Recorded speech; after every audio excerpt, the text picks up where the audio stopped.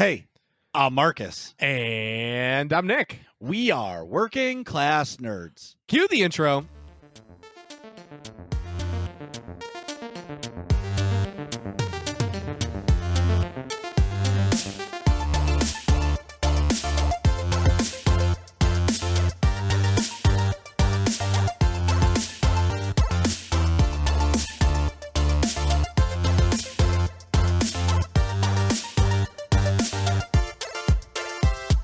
That's right. We are Working Class Nerds, the podcast that gives you no information about your favorite information. Today is Thursday, May 27th, 2021, and you can find this 107 podcast on Apple Podcasts, Buzzsprout, Google Podcasts, Stitcher, Spotify, anywhere you find the podcast can be found.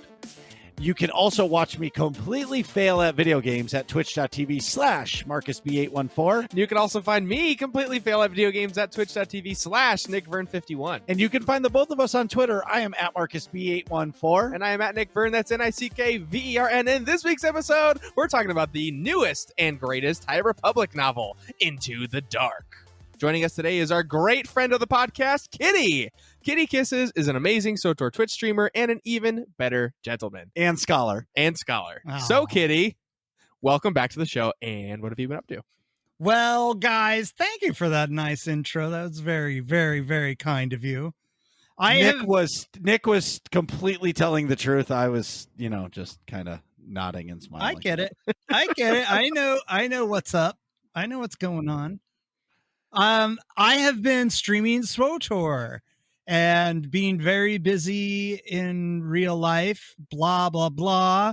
And in being so busy, I messed up my knee pretty bad, and I have been hobbling around, and it sucks. It's only been like 3 days, and I am done with it. It sucks, and it's making me very tired. But I can imagine. I did find a couple things that really suck about having a bum knee. Basically, I can't bend it at all, right? So I have to kind of just keep it as straight as possible, because if I bend it, it hurts like a mofo. And a couple things that are very difficult to do when you have a knee injury like this. One is I don't have a car, so I have to ride my bike everywhere. I have been riding my bike around with one leg, like cranking one leg to get to work. That is awful. It sucks. But I figure, you know what? It's a workout and I need to get exercise somehow. So, but man, after working on it all day and then getting on a bike and riding all the way home with one leg, because I have toe clips so I can, crank it. My legs are really sore. Like the half of my body that I usually use that's not when it's not injured is like super sore from using it on the bicycle. But another thing that sucks super bad is walking downstairs. Like I have to go step and then bring my other foot down to the same step and then step. So it takes forever. And I don't know if we've talked about this before, but I don't do it because I'm like trying to impress anybody, but I always have to run upstairs. I don't know why. Like all my life, I've just sprinted upstairs. So now being super slow on stairs, it drives me crazy. I can imagine. And the worst thing about this leg, not being able to bend your leg, is when you're taking a shit. Yes. Having to have my legs stretched out while I'm trying to take a poopy sucks. It's terrible. Yeah, you got to elevate the leg, dude. The cheek gets out of the way. Oh, it's just the worst. And thank God I have a bidet. That's all I have to say. Okay, bidet so for the win. I completely agree. Marcus, have you ever used a bidet? Yes. I will describe my bidet interactions later, unless you were done. No, yeah, I'm done. I have a bidet. I love the bidet. I send bidets to friends. In fact, I think one of you or both of you need a bidet. It's the fucking best. And it's so easy to set up. And let me tell you, it hits the target every time.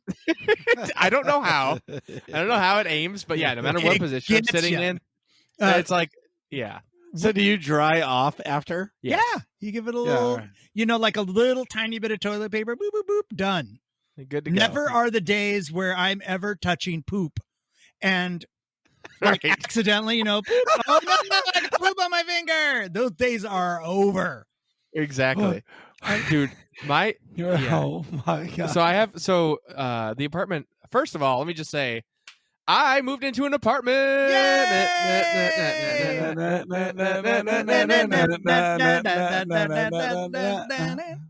Anyways, so the previous tenants were a Turkish family.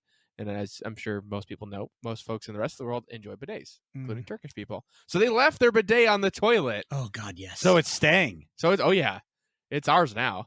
We owned that bidet. When I first sat down on a bidet, I went, oh, man, I hope this thing hits the target. Turned it on. Bam!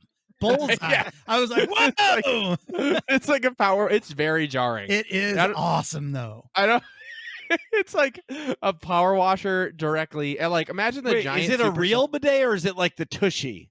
No, well, it's an attachment. It's not built into the toilet. Okay. But still, I mean, a bidet is a bidet. It sprays water. No, I understand that, but like they have like that thing that's called Tushy and it hooks right up. Yeah, it's the same. It's like not a Tushy brand, but it's the same style. Right. Okay. There's a little cave. You turn this switch and a little fireman comes out with a hose and nails you right in the rusty sheriff's badge. Bam! That's what I think happens. That's precisely what happens. Works, but yeah. I don't know if ours is just like particularly strong or what. Like if you I tried it without sitting on it and it hit like the wall in front of the toilet. Oh like, yeah, halfway up the window. Yeah, it like sprays up at it. I've been cleaning the toilet, and then accidentally hit the little the lever or whatever. And it just shot. But I just think about being, pre-bidet days, thinking about just smushing shit all over myself. Yeah, instead of hitting it with water. Like, if that ever happened, if shit ever touched any part of your body, you would at least hit it with water, right? Why won't you do that after taking a shit? Just smushing shit against yourself is your hairy butt crack. It's a thing of the past. Exactly. Once you go bidet, you never go back. You never go back. In fact, we don't. Of course, we don't have one at work, and I'm like, oh man, I had to go, once at work, and I was like, I felt like a fucking savage. Exactly. I actually at work in my desk, I have wet wipes in like a pack for just in case, because you can't go all dry after the bidet. I'm so glad that you have one. Yes. I can completely 100% relate. I love it. We gotta wait. What's the Imperial March for? Oh, that was someone was calling me. Oh, all right. Telemarketer, it said. Meanwhile, back at the ranch. So I've also this week. Can I circle back real quick, Nick? Yeah. What's up? I just laughed my balls off for 5 minutes because we went from talking about Into the Dark to going into your buttholes. Into a different dark. Okay. Yes, okay. Into the darkest of darks. So did you get into a bike accident where you fucked up your knee? Oh yeah. Let's hear more about that. No, what happened is that I skateboarded way past my prime and it has fucked my body up. So I was riding my bicycle as I have to, coming back from the store, and I felt like something poking from underneath my kneecap, like the top of the kneecap, but behind it. And I was like, fuck it. And I just powered through. And then I got home and did a bunch of housework where I was kneeling on my knees. And then I woke up the next day and I couldn't bend my knee and I was in horrible pain. So I don't know. I'm not exactly sure what happened, but I think it was a previous injury just kind of came back. And I'm not an orthopedic surgeon and I haven't seen imaging of your knee, but it sounds meniscus-y, if that makes sense, which is not that big a deal. Is that like a Keebler product? Meniscus, yeah, that's a That's the cookies with the coconut. Meniscus biscuit. It's So like I'll give a quick verbal anatomy lesson. All right, hold your two hands together in fists with the knuckles facing each other, okay? Okay. If you will. So if you imagine that's the two bones in your leg that come together to form your knee, right? Okay. You've got tendons ligaments. There's 4 of them that hold together: ACL, PCL. Those are 2 in the middle that cross. Then MCL and LCL on the outside by your thumb and pinky, respectively. Mm-hmm. Now, in between your knuckles, now you've got a big old pad of cartilage. That is called your meniscus. And if you bend your knees in funky ways like skateboarding, sometimes you can tear it. And now that gets super compressed when you bend your knee a lot. Mm-hmm. So it can, if you have a problem with your meniscus or you worsened it doing something, and then you're spending a lot of time bending your knees or like on your knee while it's bent, then it can put extra pressure on it and maybe tear it a little more or just aggravate it enough to where it hurts a ton. So what do I do to fix it? So it depends. So I think what I tore my meniscus in high school, and most people want to get surgery. So what they do is they take the torn portion of it and they make a clean slice so it's not all jagged and flapping and giving off little like meniscus confetti in that joint space. Gotcha. Joint. Yes. So then if that's the case, then they'll go in and take it out. For me, I was 18 at the time, and they said, hey, you have like a spider web tear. They call it a complex tear over like half your meniscus. Oh, shit. So like I had some pain, but it wasn't like debilitating. Like, look, if you can get through this and do some physical therapy, eventually it'll scar up and then you should be largely okay. Okay. And I did, and it's fine. But the other option was cut off the torn part, and then I would just have half a meniscus, and then I have cartilage on cartilage from the 2 bones in my knee, which turns into bone on bone. They're like, look, if we do that, you're going to need a knee replacement by the time you're like 40. And I'm like, well, it doesn't hurt that bad. So the long story short is you should probably go see a doctor, and they'll probably do some imaging on your knee. Yeah, that's what I figured. I'm going to wait until I can actually get to a doctor, and then I'm going to go in and have it looked at, because thank God I have insurance, so I might as well. Sometimes the orthopedic folks take a long time to book an appointment, though. So if it's really bothering you, see what your primary says, or at least give them a call.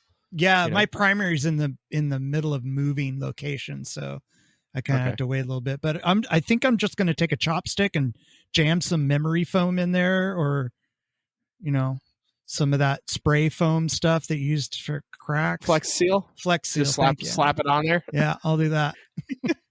And then should be good to go. And then I'll let the Nixu lick it until it feels better. Perfect. That sounds like a perfectly reasonable. No, I appreciate it. I will take your advice.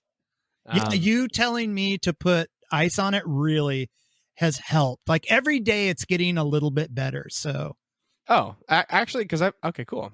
I think I was surprised Moxie knew so much about it. For what Moxie knows everything. She's like super, super smart. I was like, ooh, I get to be nerdy and typing away, and then she's saying the same things I am faster than me. I'm like, damn it, you're stealing my thunder, Moxie. I can't refute any of this. It's all exactly what I was gonna say. Yeah, but I'm not too worried about it because it is getting better every day. Good. And then I'm like tomorrow I have to go to the pharmacy, which is about a mile away. So I'm gonna walk uphill and ride my bike downhill. Walk up the hill, ride my bike down the hill. Yeah, and keep that brace on for sure. Oh, or just take an Uber. You could Uber. I'm too fucking stubborn. I'm like, oh no, if it's like $10, then I'm not going to do it. Which it's not the money. It's me being like, I need to get some exercise. I get you. Yeah. Well, I'm optimistic about your knee. It feels better soon. Wait, what? Hold on. Oh, my knee said thank you. Oh my God. Thank you, Nick. I appreciate your optimism. Oh, I found the problem right there. You got a little baby back bitch knee. Okie Dave. Anyway, meanwhile, back at the ranch. I got a Sith holocron. I saw that. Marcus went to Disney, if you didn't know, which is why we took a week off from podcasting. So just for the record, yeah, I got 7 text messages and Discord DMs. I think there was a total of 15 asking me if I was okay because they didn't realize, because we didn't announce on the podcast, because there's people that listen to the podcast that don't listen to stream. Don't go to the stream. Yeah. So they messaged me, they DM me and said, "Are you guys okay? Because you guys didn't do a podcast this week." And I said, "I'm in Disney World." They're like, "Well, thanks for letting me know." Yeah, I forgot douche. to do the crossover. I think that was Matt being like, "Thanks for letting me know, douche." He was one of like 14. But we care about Matt a lot. So anyways, Marcus went to Maybe Disney. you do. You do too. Don't give me that. Of course I do. But Kitty, you care about everybody, which is why we love you. The Sith holocron. Nick. yes. So it's red. It lights up. It's a triangular pyramid. It makes cool noises. And then I found, because I read the instructions. So that's the key for Nick. Nick read the instructions. I just opened up the bag and was like, "Cool, it turns on." So that's like a great Bonus. a window into our two respective personalities. When I worked with Marcus, if there was something complicated that needed instructions, he just didn't even look at it and he handed it to me.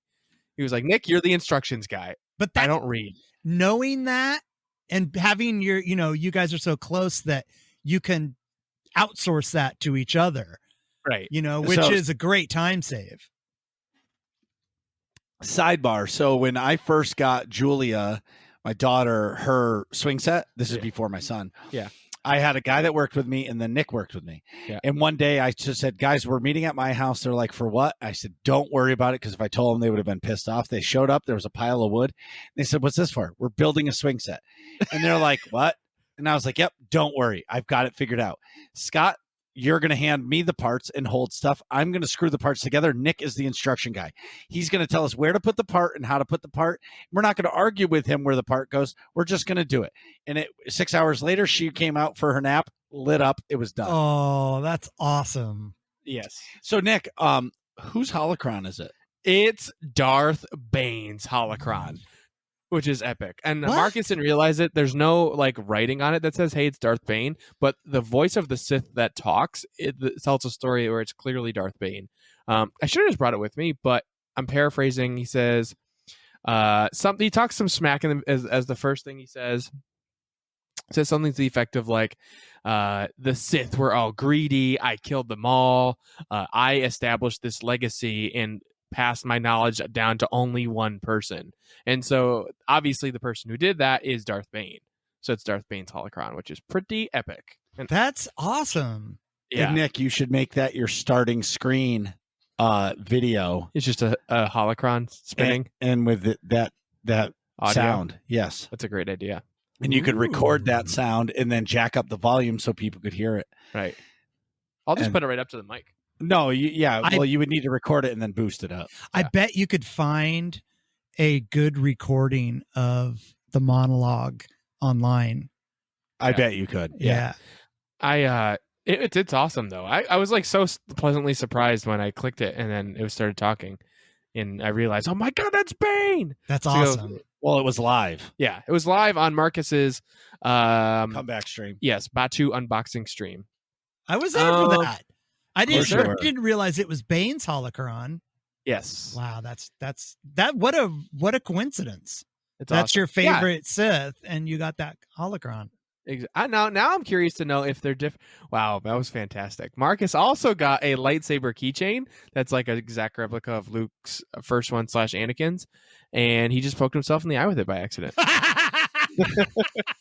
I laughed because I would have probably done the same thing if I had Exactly. it. So I also played some Call of Duty with friend of the pod Joey Feta last night. Which I called your bitch ass out and Yes. made you fucking turn on your stream. I'm like, you're playing Call of Duty and you're not streaming it. Like, shut the fuck up and turn it on. You don't need the camera. And then the camera eventually came. Yeah. But what was sweet is I actually want to play zombies now because I watched you do it and it does look pretty dope. Yeah. So if you didn't stream that, I still wouldn't want to play zombies. But Right. now I want to play zombies. Right. So we played 2 different game modes. So Call of Duty right now has a 80s action hero like event going on. So they added Rambo as a skin, and also John McClane. John McClane from Die Hard. That's the oh skin no thing. way. Yes, That's you have to buy them obviously, but like, and then a lot of the game modes are 80s themed. So one of them is cranked. So they make like different game modes where it's cranked. So like that old Jason Statham movie, where right. If you slow down, you die. if you slow down, you die. So in this, if you kill somebody, you have 30 seconds to kill someone else, or you explode. And in zombies, it's the same way. So like if you once you start killing a zombie at the beginning of the round, you have to keep killing zombies, or you explode, and the timer gets shorter and shorter as the rounds go up. So like you're constantly running around like trying to shoot zombies. Oh, that's which is cool. fantastic. And they're running at you. Is the John McClane wearing a tank top and no shoes? Of course he is. That's awesome. He's wearing a tank That's top. great. I forgot his bottoms, but it's like movie authentic, and he's no shoes. That's great. Yeah.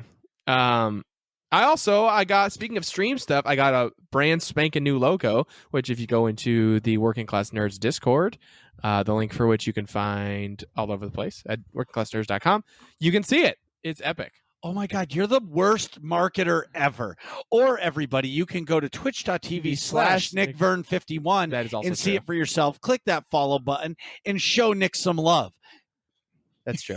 So disappointed in you, Nick. Let's go in the Wayback Machine.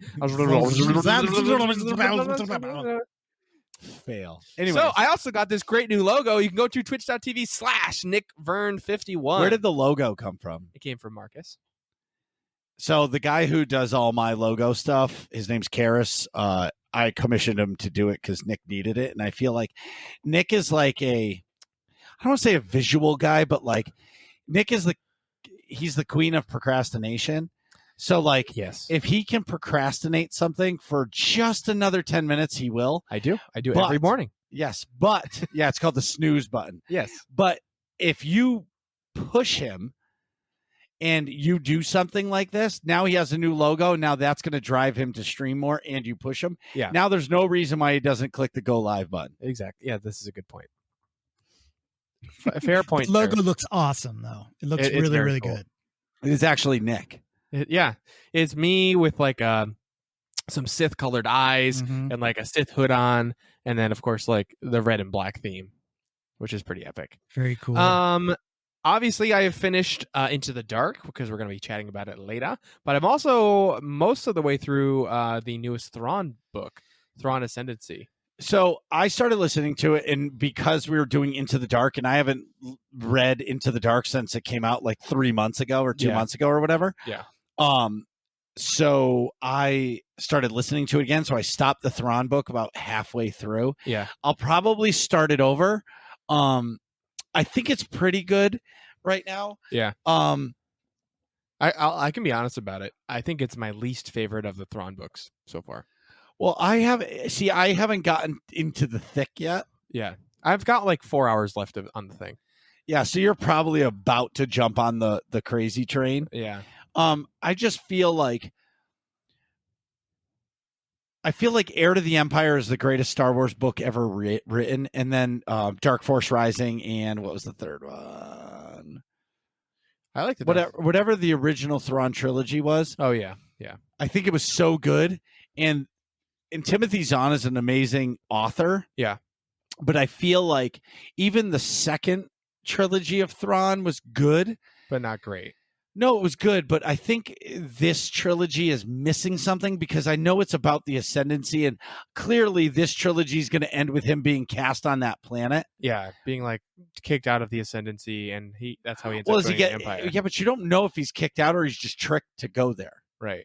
Like, or maybe he volunteers or kind of like something. Palpatine sent all the Jedi as far away from Coruscant as possible so he could execute Order 66. Right.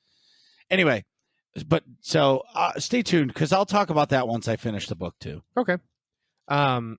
Yes, to clarify, this is Thrawn Ascendancy: Greater Good.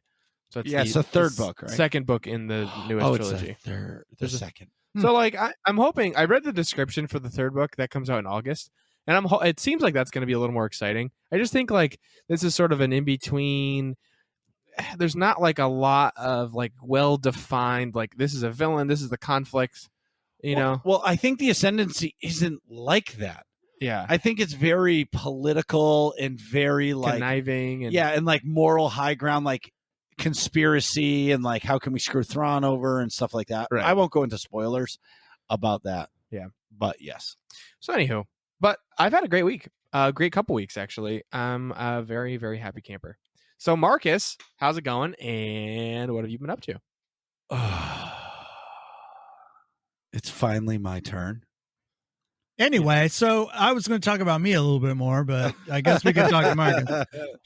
No, so Show me what you got. if you don't know, I went to Disney. Shout out to everybody who was pissed off that didn't know I was going to Disney. Sorry. Went to Disney. This time it was for my kids, but one day was for me. Yes. Like I was like on the Wednesday I was there, I was at Hollywood Studios. I said, like the kids needed their like little nappy poo and they were going to go to the pool. And I was like, see you later, everybody. I'm staying at Hollywood Studios all goddamn day. And Is that where Galaxy's Edge is? yes. Yeah. And so I decided before I went that I was going to do this. And I got this great idea. I'm like, well, why not just stream it? Yeah. And, how many people in our community haven't had the opportunity to go to Disney World that want to go to Galaxy's Edge, but have seen pictures of it, but never like okay, like a live stream. Okay, he's standing here. How long does it take to walk through this place? Right. How big is it actually? Right. So I'll set the setting. I went and grabbed a glass of the blue milk for sure. That's how I started the stream. And I basically was probably about like 20 yards from the entrance tunnel. So you go through a tunnel to enter Batuu. Yeah. And I called that, I found out this time in Disney World, it's called transitional forests or caves. So basically in between Disney resorts, there's about 300 to 500 yards of woods. Yeah. And it's called transitional yards so that your brain can reset kind of. Correct. So you drive through a bunch of woods and now you go to Old Key West and it's like you're in Old Key West, Florida, or you go to Port Orleans and you're like in New Orleans. Right. It's like the separation of culture essentially. Yeah. So like this theme park is you go in under a tunnel into it. And so basically I started off, I just chatted with the stream. It was awesome. It was so cool. So many people came just to hang out with me, which I thought was so cool. And clearly they weren't there to see me. They were there to see all the cool Star Wars shit. Right. I was there to see you. Bullshit. And the Falcon. Do you smell that? Kitty, you better change your shoes. You just stepped in some serious shit. It's my upper lip. Got him. Anyway, I took everybody for a ride. We went and saw all the A-Wings. We went and saw this and this. So, like, it was so cool. Like, everybody was so awesome. And everybody was so excited. And, like, I feel like I played it off really well. Like, I walked for, like, 25 feet with the camera pointing to the tiles on the stone tiles on the floor because I wanted the reveal of the Falcon to be like epic. You know what I mean? Right. We did get to see Kylo Ren. We got to see Stormtroopers. We got to see Rey and Chewie. I got Chewie to bark at me, and it was all live on stream. It was so cool. And the best part about it at the end, like I was at the end and I was ready to show everybody the Falcon, and Disney cut my Wi-Fi off on the tablet, shut the stream off. Oh, no way. Just like that. Boom. And then I tried to like shut off the Wi-Fi and start streaming again. Disney was like, nope, you've done enough, sir.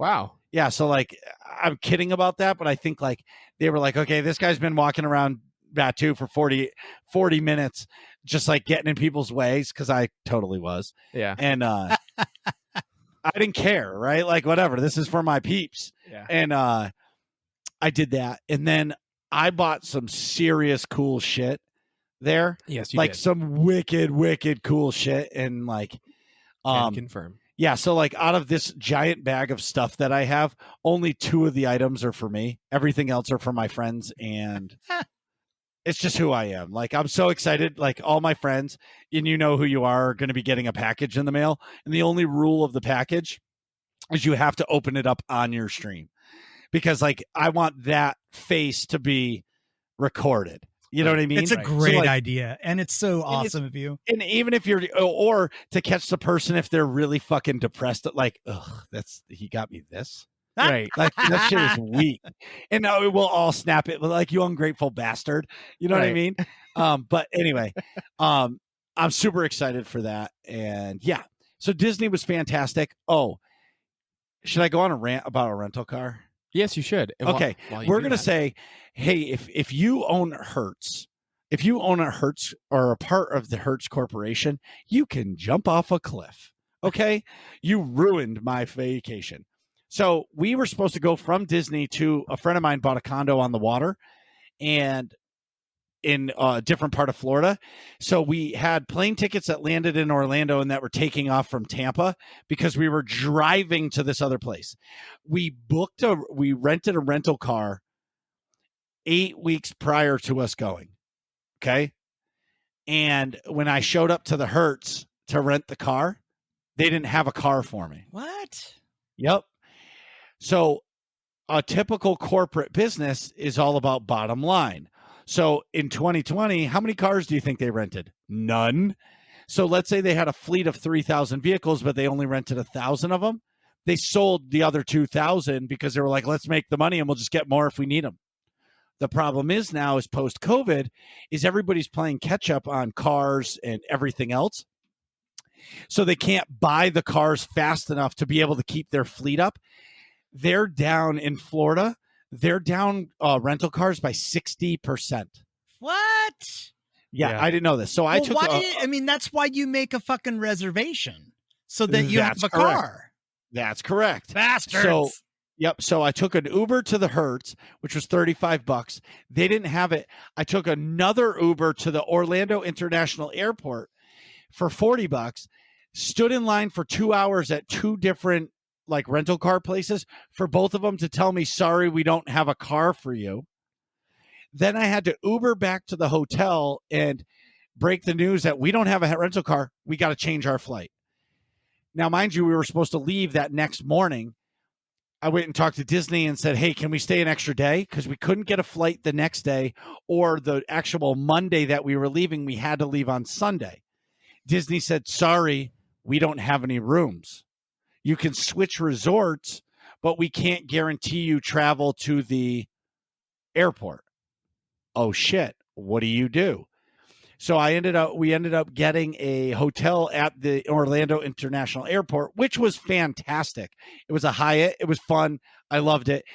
My favorite part, I don't know about you guys, people watching in an airport is fantastic. I think that's primetime people watching. Yes. So I watched a husband and a wife argue all the way to TSA, and they got pulled off the side because they were screaming at each other, and they were like, TSA was like, no, you guys can't do this. Get in this room. How old were they? How old was the couple?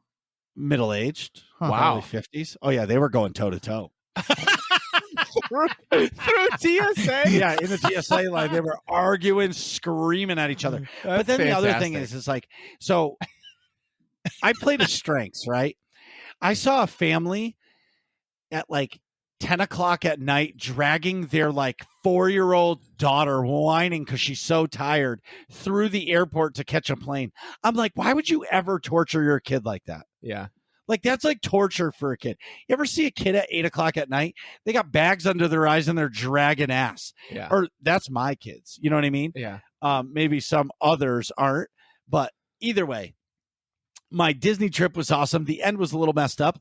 But the other thing I learned, all little kids, all they want to do is swim in the pool. That's all they want. They want to go to Disney, but as soon as they get a taste of the pool, Oh, yeah. by like 11 in the morning, my kids were like, can we just go to the pool? Can we just go to the pool? And I was like, no, we can't just go to the pool. We're going to ride some more rides. Ugh, I don't want to. Finally, like, I was like, all right, let's go to the pool. And that entire day, the day before we left, I was in the pool with my kids all day. That's awesome. If you've ever been anywhere where there's like a constant breeze, you don't feel how hot the sun is on you. I woke up the next morning and my forehead looked like it was like I dipped it in the pot because I was boiling a lobster.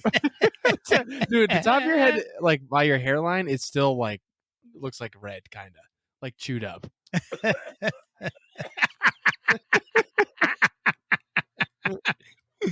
Somebody hit Marcus with a cheese grater. Oh my god, yes, that's precisely what happened. And Marcus just like choked on his beverage, which is very funny. Okay. Disney was awesome. Presents incoming, friends. So I did not purposely I did not bring my laptop. I'm really rambling on, huh? Dude, who cares? No. I don't care. I don't care. It's our show. You can do what you want. I can do what I want. Do what you want. You'll dance if you want to. Do what Or you in this want. case- Yeah. See? Meanwhile, back at the ranch, I didn't want to bring my laptop because I did not want to play any computer games. Yeah. I didn't want to be tempted to play SWTOR. I didn't want to be tempted to play Call of Duty or anything like that. I just wanted to be disconnected, so I brought my Switch, and I bought Immortals Phoenix Rising, which is like the Greek mythology Zelda Breath of the Wild clone. It looks very interesting. It's an Ubisoft game.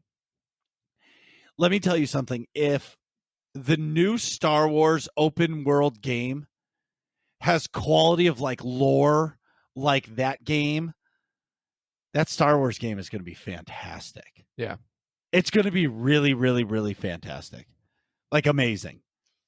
So I got to play that. I played it on the plane there and back. I played it one night, just chilling. Because some nights I just can't sleep because I usually stay up until like in between like 11 and midnight every day. Oh my God. Yeah. I'm a crazy man when it comes to that. You're But Greek. like, yeah. Yeah, sleep you when blame you're everything on dead. being Greek. Right. What you can't philosophize unless you're staying That's up till right. all hours of the evening. The problem when I'm home, okay, I'll tell you what the problem is. When I'm home and I'm sitting in front of my computer, so I'll stop playing video games, and Twitch has become Your TV. my TV. Yeah. Like Oh. I love watching everybody's streams. I love it.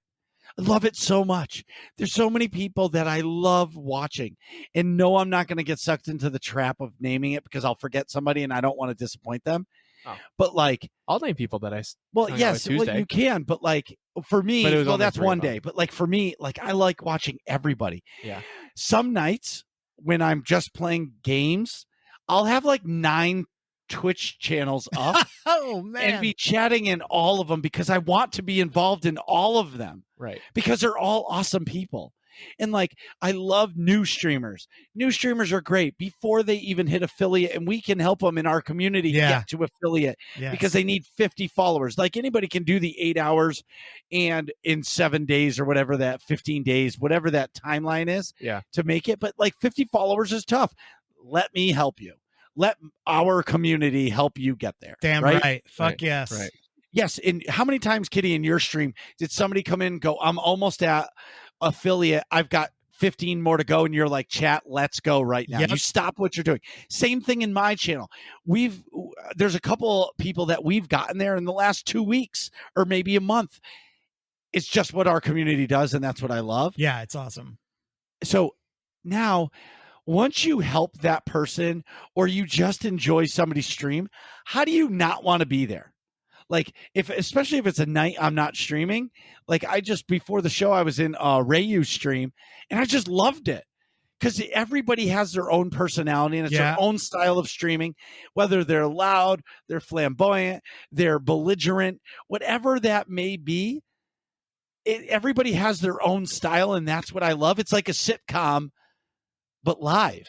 Right. Yeah. Their own personal. It's like their own. It's like Kitty Kisses Seinfeld, Nick Verne Seinfeld, Marcus Seinfeld. It's all of our own sitcoms, and we make it what we want, right? Right. Nobody else is telling us how to do our stream. And if somebody doesn't want to watch our stream, you just don't watch it. Yeah. Right. There's so many out there. Well, right. There's so many people. Like I'll give an example. There's people in your stream or my stream that don't watch each other's stream. Right. So maybe I'm not the cup of tea for X person. Right. Or maybe, Kitty, you're not the type of person for X person, but they like my stream. You know what I mean? Mhm. And it's pretty awesome. The last thing I'll say for Twitch is I'm starting a campaign.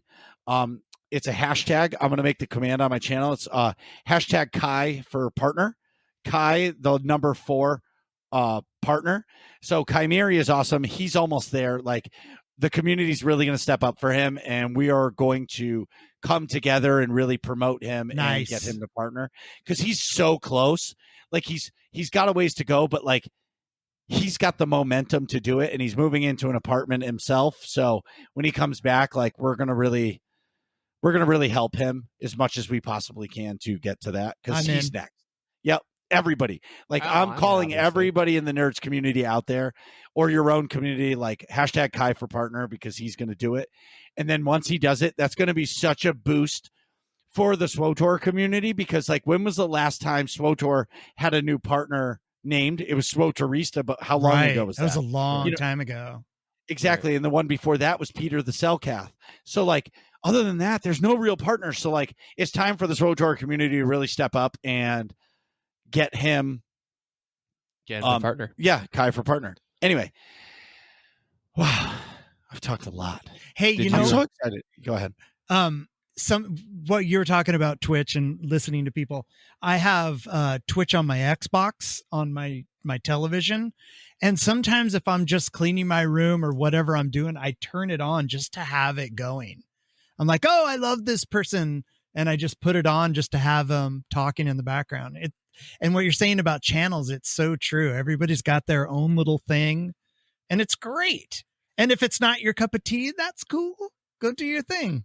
Well, you know what's funny is I'll give you an example. Everybody, like, I'm so jealous of some people's streams because they have like shout out commands. Like, they have like a command list, and then you can type in this command and all of a sudden the stream will start talking to you. Like, I don't have that. Or when like somebody like shouts out somebody, their like logo comes on the screen. I don't have that. I would love that. I don't know how to do that. Right. And Kitty, you're going to say, oh, I can show you how to do that. But like, that's what makes everybody's stream different. Is everybody's, like, for me, and I can only talk about my own stream in this sense. Like, when somebody follows me, it's Jabba's laugh. What is more iconic than Jabba's ho ho ho ho? You know what I mean? Right. Like, anybody can recognize that. I mean, one would argue You Never Walk Alone from Anfield is pretty iconic. Fuck that. Liverpool sucks. That's my follow sound. Is the crowd at Anfield, which is the stadium for Liverpool, singing their signature song. And he only did this in spite of me. Exactly. And every time, so like, think about how many followers you get. Yeah. Every time somebody follows him, that fucking chant comes on, and it's this player dancing around, and you're like, this player, how dare you? That's fucking Stevie Gerrard. Are you kidding me? Have some respect. You unclassy son of a bitch.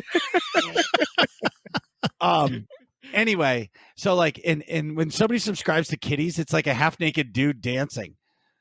Yeah, it's fantastic. Because it's hilarious. I still laugh when I see that. Yes, but that's what I mean. It's like, that's what makes streaming so special. And for me, I just want to support everybody. I just want to hang out with everybody all the time. Yep. So the only way I can do that sometimes is by opening up 9 channels and trying to chat as much as I possibly can in those, because I want to be involved in all of them. But I will say, I'm going to set up a timer on my computer that if I have Twitch open and it's midnight, I have to shut it off. Because I've like, when I came back from Disney, I think I stayed up until like 1:30 in the morning watching streams. Yeah, it's a lot. Because I was loving it. Like, it was like, it was better than a show. Like, this stream was better than the Mandalorian episode that I watched for an hour. Like, I was laughing. I was joking. I was like, could barely keep up with the chat. Yeah. Oh, it's so awesome. And then I really like to support streamers. Yeah. Like, I do okay for myself. And like, I love help. Like, I like initiating stuff to get the other people to initiate stuff and like get a hype train going. Yes. Or like whatever, just like give to somebody, because like seeing somebody's face when you give something, their smile. There's the choo-choo train, the whistle. The choo-choo. Wait, was that hold on, quick question. Is that a digital one or is that an old, like a wooden? This is a wooden train whistle. Yes! I used to have one of those too. I used to play a lot of Jimmy Rogers. Oh, I thought he was going to say skin flute. I don't play the skin flute. I play into the piccolo. You play the what? I don't play the skin flute. I play the diccolo. The diccolo. Hey, it's a different instrument, okay? We may have to put a disclaimer on this episode. I flag them all as explicit. Oh yeah, then that's good. Green light. Yeah, anyway, we're fine. I don't even remember where I was. You're just thinking about Dickolos now, aren't you? Dickolos and Actually, I skin think floats. about that big. Just fit. boners Anyway. flying around with cherub wings on them. Wow. Okay, in gaming news, what What have you been doing? So I've been playing SWTOR. My Nightmare team that runs Tuesdays and Wednesdays started officially started this week, and we're doing Nightmare Explosive Conflict. We killed Toth and Zorn, woot woot, and we're doing progression on the tanks. And everybody's saying, "Oh, why are you going back to Explosive Conflict?" Because the team that I was on, that was about halfway through with the final boss, which is Kephis, the team quit. Ooh. After 3 or 4 weeks of progging the 3 weeks of progging the boss, the team quit. It just fell apart. And I was so heartbroken. And I've been working so hard to get a full Nightmare clear. Once I do that, if I do hard mode for the rest of my life, I'd be fine. I've just been working so hard to get a full operation clear as a Nightmare tank. Is Luke laying right there? No, Oh, I thought you were petting Luke. no, I was itching my ankle. Anyway, What the fuck are you talking about? Luke is the name of Marcus's golden retriever. So I reached down to scratch my ankle. I thought he was And petting Luke. And Marcus couldn't see what I was doing. So. Usually when Nick's here, Luke is laying right next to him. Yeah. No, go ahead. Sorry. No, he usually lays right next to him. So when he bent down, I thought he was It's petting the dog. I thought you were petting Luke. Yeah. Luke. For some reason in my head, I saw do you remember back in the day they had the large size Star Wars figures? Yes. I pictured like the a Barbie Luke was near you, Nick, and you were petting it for some reason. Oh. Just And then you said, stroking "No, the head it's of the my-" doll. Yeah, and then you said, "No, it's my ankle," and I'm like, "Why does a Luke doll lying on the floor?" Meanwhile, back at the ranch. so long story short, it's not a long story short. It's a long story. Oh yeah. Yeah. Anyway, last thing, everybody that watches my stream or listens to the podcast or is in our Discord, which for the record, thank you so much, everybody that's in the Discord. Yes. You guys have made this Discord out of control. It's popping. I can't believe how just people are just hey, good morning, what's up? And everyone's just chatting about their day. Yeah, Marcus, thank you for setting it up. No, This it's is Marcus's idea. Well, yeah, I got my idea because if you go to Kitty's Discord, they go crazy in there. And some of the shit is hilarious. There's some funny stuff. Yeah. Yes, just that's what I chaos. mean. And I feel like the Discord really I don't really I do some stuff on social media, but not really. If you really want to connect with me or Nick or our community, just join the Discord. Yep. You go from being outside to balls deep right away into the Discord. You know what I mean? You could have said cannonball, completely underwater. Yeah, well, this is an explicit podcast. We're going extra explicit. Well, you guys started off with bidets and poop and dark side. What do you holes mean? and all That's this wrong. shit. It's just it's. I know, but hygiene, sir. this, yeah, but you guys set the tone. We don't need to. We don't need to talk about how sometimes when it goes up your pooper a little bit, it's kind of nice. Yeah. Well, It's the unwritten bidet rule. Okay. It is. And you give a little push there. Poop. Right. Exactly. Oh my God. we are totally putting a disclaimer on this. Yeah, I'll put a disclaimer. This is adult themes. Yeah, adult themes. Yes. We should We're have going into the dark. We should have Kitty started off with disclaimer. Meanwhile, back at the ranch. Disclaimer. Today's podcast is for adults only. Perfect. Yeah. So Is there any SWTOR news? Well, one last thing. Oh, sorry. Go ahead. I just wanted to say thanks. Thanks for coming to my stream. Thanks for hanging out. Thank you to all the SWTOR players, streamers, viewers. You guys make this community freaking awesome. That was a perfectly timed bell, sir. Thank you. So in SWTOR news, we have a new credit catch-up system for Galactic Seasons, which begins on Thursday, May 27th. Which is tomorrow. Yes. I didn't that know is about today, this. actually. I didn't either. So what is the credit catch-up system? The credit catch-up system is a way for players to unlock eligible Galactic Seasons reward levels with in-game credits to catch back up in their Galactic Seasons progress. It is designed to help players who have fallen behind our anticipated Galactic Seasons progression cadence, or for those players who are just now joining the season or may try the season at a later time. So how does credit catch-up work?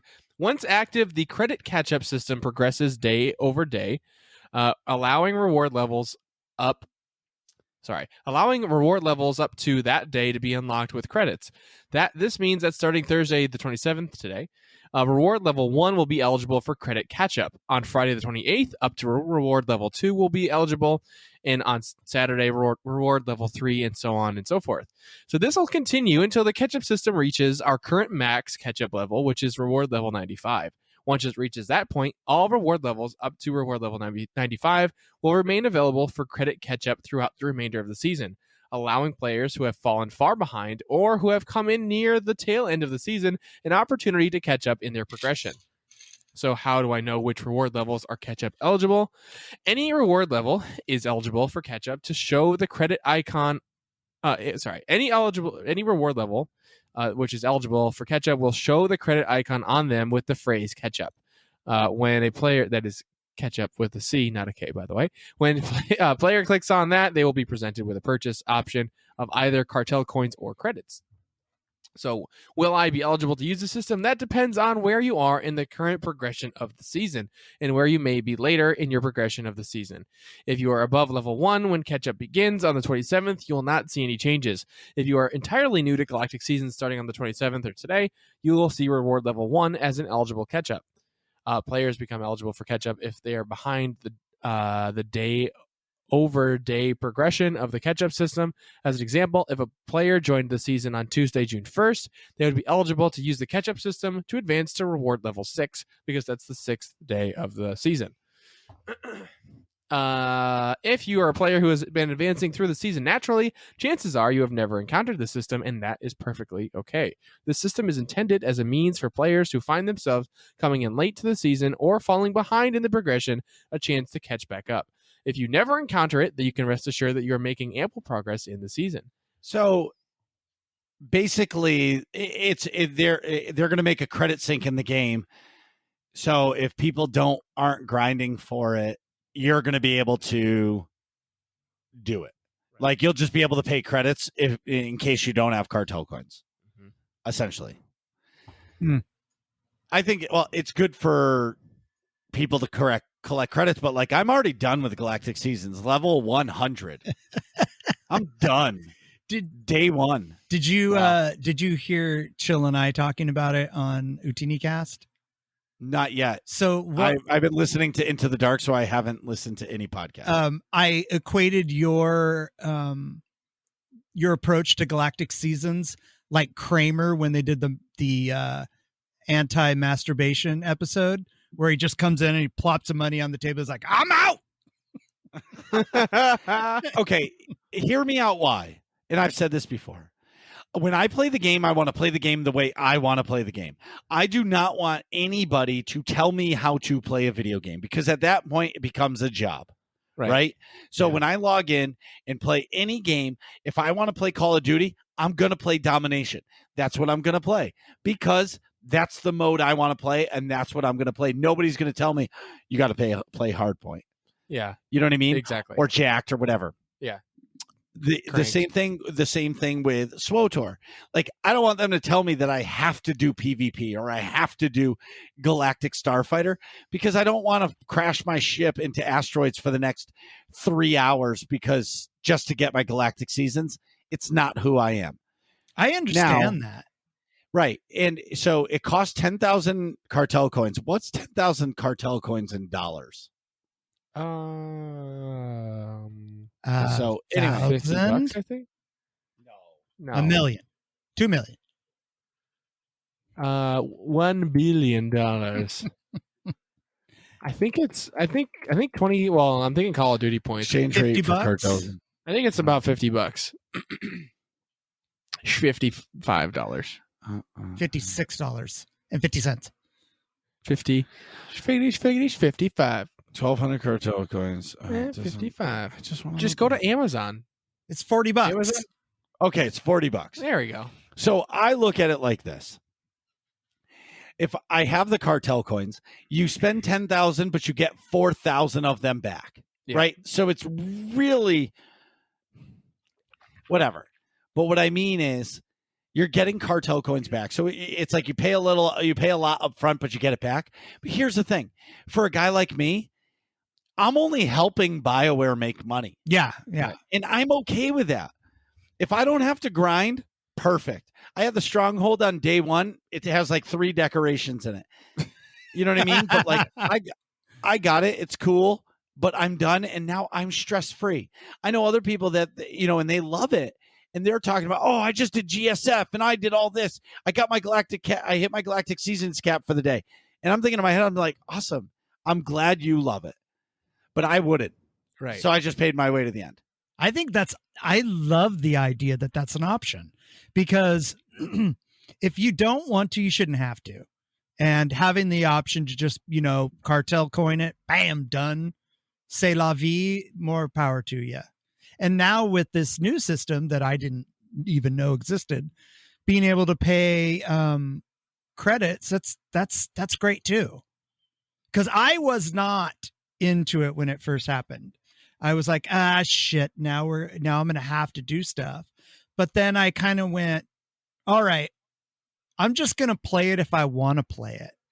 And I've gotten into Galactic Starfighter. I love it. It's super fun. But I do understand your point of view completely, Marcus. And having the ability to do that, more power to you. I'm a big fan of that whole process. I like the system in Call of Duty that they have with the Battle Pass also. And they have a similar buy-in system where you can pay, I think it's like $20. You can buy the Battle Pass, which is like 10? No. Or is it 15? It's like to just get access to the Battle Pass, it's like $5 or something. It's an amount where like you can get the Call of Duty's equivalent of cartel coins, that amount of in-game just by playing to like get access to the Battle Pass. And then you can, if you want, you can pay like $20 or so and unlock the first 30 levels, the first 20 levels out of 100, like if you pay $20. So you get like a jump start, and that's cool. I'm fine with that. And something that Call of Duty does that's awesome is if you finish the the Battle Pass, they give you the next one for free. Right. You get the buy-in for free. Right. So essentially, they reward you with the next Battle Pass for grinding, by grinding and completing the next the Battle Pass you were just in, or finishing the season. Yeah, I like the Galactic Seasons idea because a lot of people are playing the game and a lot of people are doing objectives that people haven't done since the game came out. Like there's people doing like black hole dailies. So for me, like, I've never done daily. I think I've done like 3 of the daily areas a couple times. It's not me. I'm a terrible MMO player. I think that's what it is. I do it to play with my friends. Yeah, I get you. That makes sense. In AIE news, Tuesdays are our mandatory fun night, which means the fun is mandatory and attendance is not. Speaking of that, okay, you should make a mandatory fun night for Call of Duty. Like just an open night. If you want to play Call of Duty, like you and Feta are playing it anyway. This is a great point. Go into the AIE Discord, just start up and start doing it. Pick one night a week that, hey, I'm playing Call of Duty on Mondays or whatever. Mondays, and I'm going to be playing Call of Duty. If you play Call of Duty, maybe nobody will. Maybe people will pop in. Push comes to shove, I'm going to play and stream it anyway, so who cares? That's correct. Right.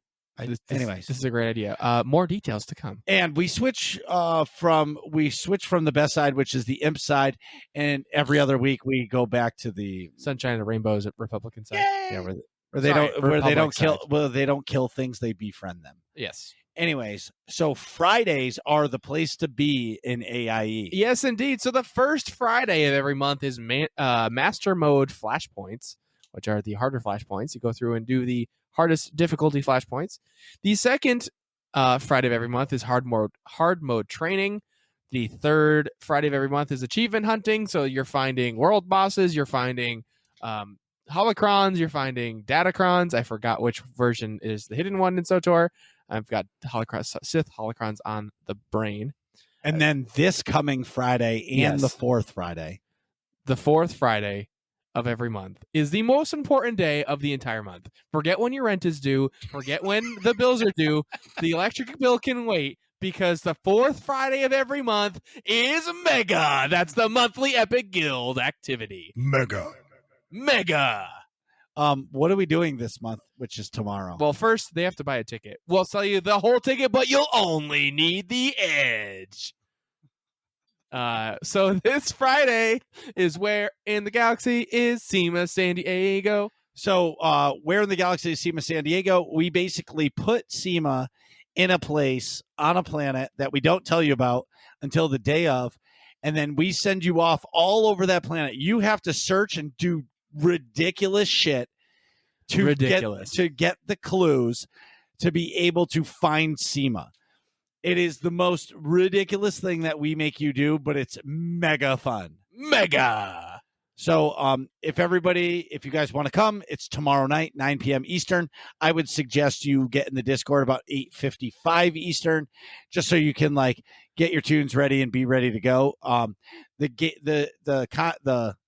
thing will start right around 9 sharp, so be there. And if all this sounds fun to you, go to aie-guild.org. Get our Discord information, the link for which is in the top right corner, and ask for a guild invite. Whether or not you play Star Wars The Old Republic or any of the other games that we play, we would love to have you. You know what I was just thinking about, Nick? What? How bad you must have to pee, because we've been talking for an hour. Yeah, I drank a gallon of water at work today. I drank half a liter of a water bottle currently and one 16-ounce cerveza. So I think my bladder is about to explode, and we'll be right back. Jeez, Nick, hurry up. We're trying to finish this podcast. And we're back. So today we're discussing the newest High Republic novel, Into the Dark. We're going through point by point the plot details and talking about what we enjoyed, what we didn't.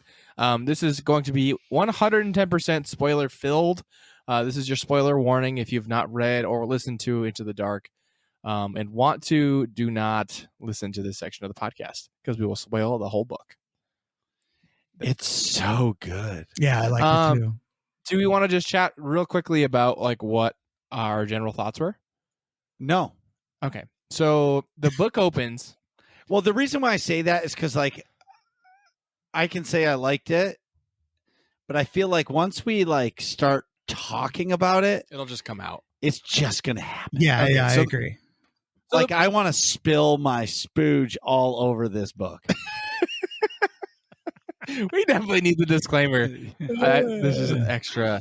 I just extra lost intense. like 50 Daddy, why are the followers. pages all flaky?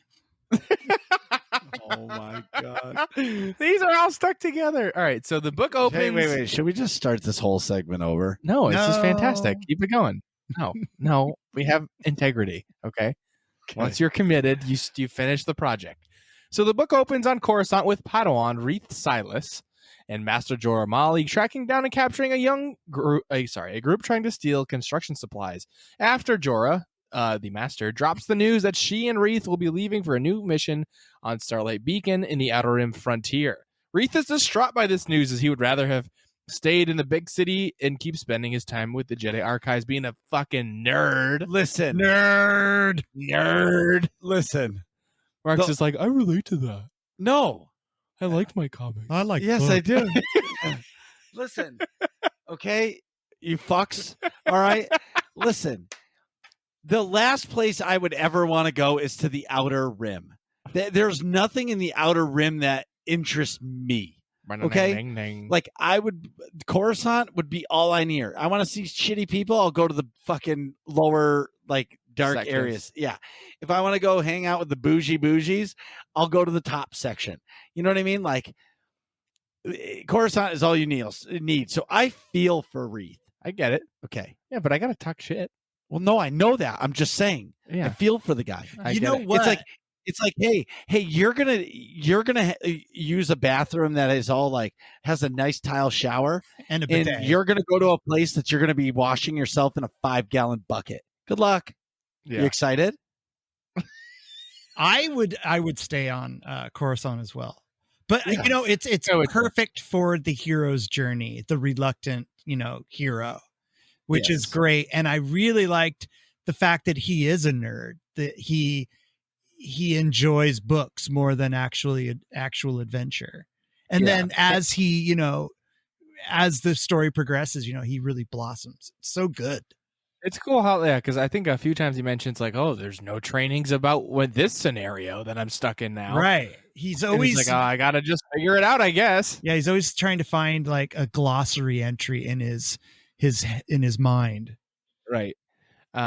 So to combat this bit of sort of not upsetness, but Reith is grumpy about going to the Outer Rim, so his master says that he needs to find balance in himself, not just continue to do what he wants to do. And Jorah poses the question, why can no Jedi cross the Kyber Arch alone? Which stumps Reith, and he dwells on this for basically the duration of the book. So weeks later, Jorah has left, but Reith stayed behind to finish one of his classes. He barely makes it to the docking bay in time after his farewell party.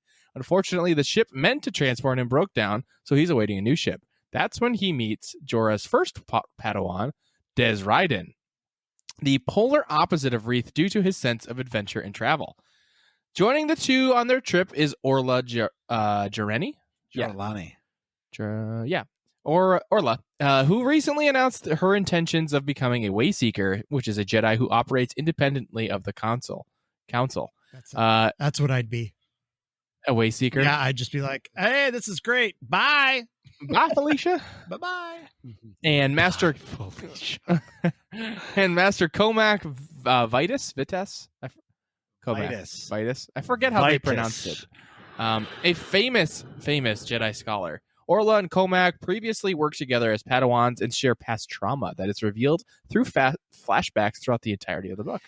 So, can I talk about the flashbacks? yes, please do. Get into it. So listening on, maybe in the physical book this is clear, but in the audiobook, because they keep flashing back and forth between Orla and Comac's adventure in present tense with Reith, and present times, and then they flash back to Comac and Orla in like 25 years earlier. Right. But when they flash back, initially it says 25 years later in the audiobook, but then when they come back to present, they never say anything. So I'm just like, throughout the whole book, I was constantly confused. Like, is this 25 years ago? Or is this, they said something about Reith, so it must be present now. You know what I mean? So I was like constantly confused as I was listening. I was really confused. It would take me a couple lines to kind of realize where they were in the timeline. But the second time I listened to it, it was so obvious. Wow. Which was really, really, I think that I enjoyed, because as soon as Marcus said that he was re-listening to it, I was like, all right, I got to re-listen to it too. The second time around on this book, I really, really liked it.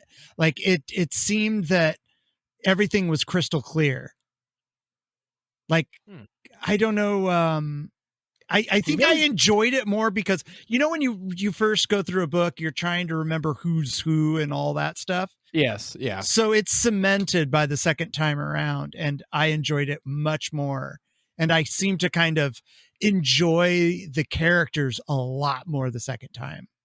That makes sense. I do agree with that a lot, because before coming into this new era, I find it's harder to follow because you don't know anybody. Yeah. There's nothing of a reference. You know what I mean? I feel like, and I don't feel like these books grab you like Darth Bane did.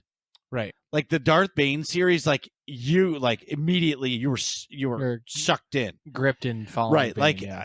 maybe it's because it was Darth Bane. Right. Right. But like, there's nobody in there that, like I've listened to some books where it was like mediocre, and then all of a sudden they're like, well, Princess Leia walks through the door, and you're like, all right, I know what's going on now. Okay, Princess Leia, boom. And like you can relate, where this is all new people and they've never been on the screen, and you almost have to like close your eyes and imagine what they would be. Oh yeah. Like sometimes when they explain people, I'll rewind it on my phone like 6 times to try to understand what they're saying about this person. so I can understand what they look like in real life. That's why I sent you guys that link before we started with all the pictures, because I have in my head canon of what they look like. But as soon as I see, like a drawing of it or their idea of what the character might look like, it really like solidifies the character for me. Especially it makes the character real. Yeah, well, yeah, it does, but it also, like, I don't know why, but it just makes it canon in my head. Like like I said, solidifies. I'm like, okay, that's what they look like. Okay, I got it. And I don't know if that's me kind of thinking, not thinking that I'm thinking that they look right, if that makes any sense. But yeah, I get you. Oh, it does. Seeing the drawings that they have of them really helps, because I'm like, yes, I'm like, ooh, or sometimes I'll even confuse the characters. And once I know what they look like, then I'm like, all right, I know what Comac looks like. I know what Wreath looks like. I know what Geode looks like. Oh my God. Right. Geode. Which we'll get into. Yes, I'm gonna get into it in I about just have one 2 more minutes. thing to say. But I also believe, like, Light of the Jedi was much more easy for me to picture the characters because Mark Thompson does different voices for everybody. Yeah. So it almost like separates, the audiobook quality. I'm not saying the narrator for Into the Dark isn't good. Yeah. It's just like Mark Thompson's like elite. Yes, like Yeah. there's a voice for everybody. Yeah. It's like Thrawn. The Thrawn that I know is in the audiobook version, not the Thrawn in the shows, Right. in Rebels. Right. You know what I mean? Agreed. But anyway, so back to the story. So Wreath's replacement ship is the Vessel, crewed by the eccentric captain Leox Jassi, the young and impressionable co-pilot Affie Hollow, and the navigator Geode, who is a Vintian, which is essentially a large sentient rock. So can I just say, one of my favorite parts about the whole book is every time they mention Geode, like, he's a rock and he never says a word. He's literally a rock. Like, I don't know how he moves. He doesn't really move anywhere. All of a sudden he's in a different place and they're like, oh, where's Geode? But like, he doesn't have legs. He's literally a rock that they just he's like a monolith. Yes. He's like a 4 foot tall monolith. Yes. And like all the time throughout the whole book, they personify the crap out of him. They'll be like, Geode's silence spoke volumes. I was like, he's a crazy man. He was like, dude, yeah, it's like, oh, gotta slow down, Geode. I can't go out drinking with Geode. He's out of his mind. It's like, he just stands there. So they do a ton of stuff like that. What I really loved about the crew, now that we've brought them up, is the fact that the book didn't make the Jedi characters more likable than the crew of the Vessel. Like, yes, everybody, all the characters were equally as interesting, and they were all very, very different. And their interaction with each other was great. I loved it.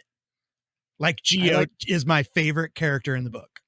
Mine too. Geode and Leox are my two favorites. Leox is so fantastic. He's the one that I identify most. And also I realized that he is the Yoda of this book. And I like that it's not the Jedi. He is the Yoda.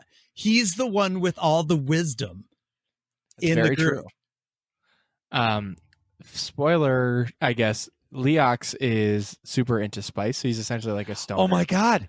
Yeah. So instead of smoking a pipe or a blunt or a joint or something all the time, he just chews on a spice stick 24/7. Yeah, he's constantly stoned. It's awesome. It's fantastic. And his dialect is so fantastic. Like the way he's got like a southern drawl.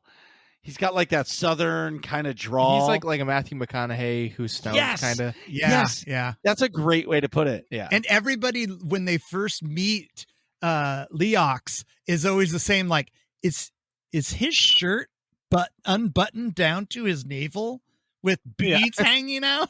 And he's just like slowly walking, slowly talking. He's great. He's a great I love character. Leox. And for me, I really like Affie Hollow. Yeah, I do too. She's really because- determined. Yeah, she's really determined and she wants to help people. But like in the book, the whole time, I feel like there's something that she knows, but she doesn't know. And like the whole time they're talking about her mom.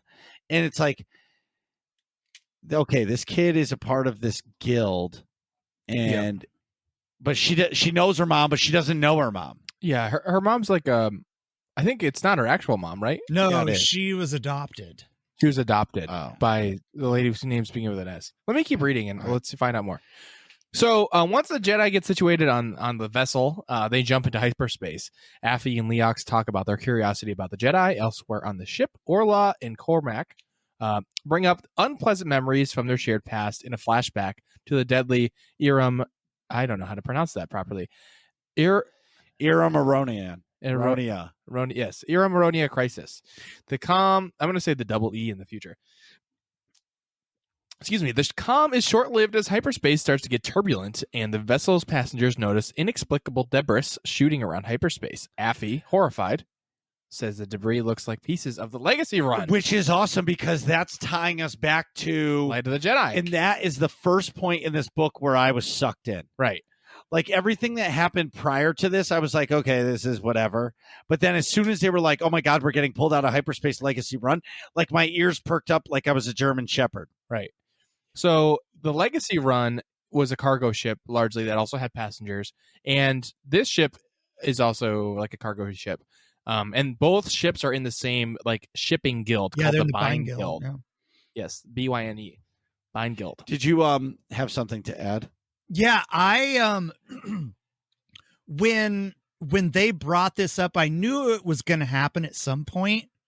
But as soon as they brought up the Legacy Run and then these guys were affected by the, hyperspace being messed up, I just got really excited thinking, oh, okay, because some of the people in Light of the Jedi that we just got introduced to and just suddenly died, I went, oh, this is going to be cool because I bet that those people that died are going to be the people in this book are going to know them. Right. And I just went, oh, this is great. This is going to be really cool because they are going to be shedding light on something that was unclear in the first book. And I got really excited as well. Absolutely. I think we do get some of that later in the book, actually. Yes. So Leox finds the quickest way out of hyperspace, which turns out to be in the middle of nowhere space. And Affie wonders why the ship had these coordinates already in place. So he punched something in the computer, and the ship goes, yep, we can go right here, pre-programmed. I already got this, no problem. So once they're in real space, meaning out of hyperspace, they soon find out that hyperspace routes are shut down across the entire galaxy. So they're stuck in this middle of nowhere place. Meanwhile, Reith and the vessel crew find out that there are 11 other ships in that area that had to jump out of hyperspace. One ship sent a distress signal and tells the vessel crew that it's just a young girl named Nan and her elderly guardian. Just a young girl. I don't know if Nan's the elderly guardian or not, but anyways. Leox then discovers an old space station in the vicinity, saying that they all need to seek refuge immediately because the system's dying star is about to have a massive solar flare. So they got to go to this. All the ships in the vicinity have to go to the space station to seek shelter. Right. So as they and the other ships approach the station, Reith quickly deduces the structure was built by the ancient Amaxines. When they board, they find the station overrun with plants and 8T gardening droids. The Jedi also find several eerie statues that give off strong feelings of the dark side of the Force. Mm-hmm. So they've got all these weird different ships coming to the space station. It's full of plants, it's full of gardening droids, and it's full of dark side statues. Right. And it's made by a race or species that is no longer around, Right. basically. And the Jedi are like, okay, there's something weird going on here. Yeah, but they because couldn't pinpoint it. Right.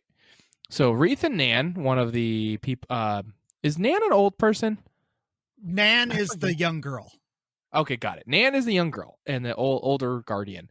So Reith and Nan form a sort of friendship, and she is very curious about the Jedi. Affy also explores the station and finds a storage area covered in handwritten symbols on the walls. That And was she really thinks it's, yeah, and she thinks it's what, like the smuggler's code. right. Kind of like hobos used to have back in the Depression.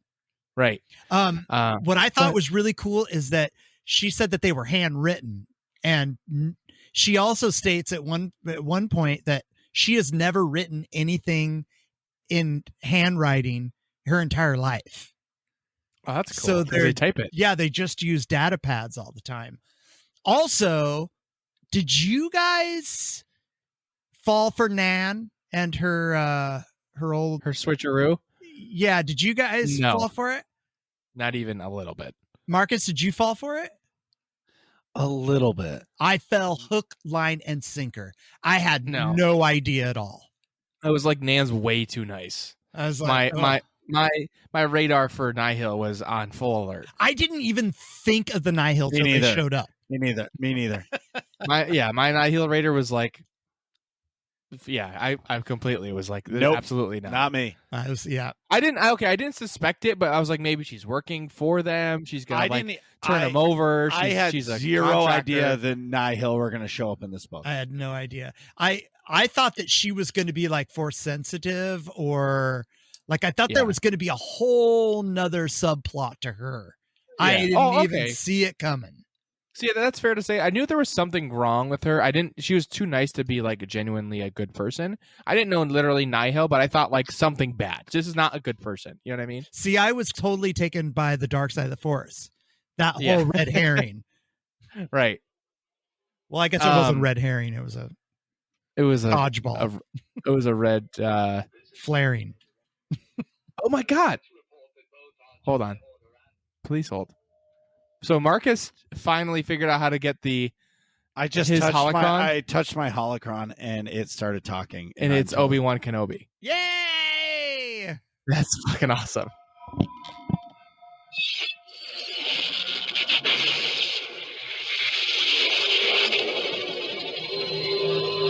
Are you holding the right spot? This is Master Obi-Wan Kenobi. I regret to report that both our Jedi Order and the Republic have fallen, with the dark shadow of the Empire rising to take their place. This message is a warning and a reminder for any surviving Jedi. Trust in the Force. Do not return to the Temple. That time has passed, and our future is uncertain. Aww. Wow. That's awesome. That's really cool.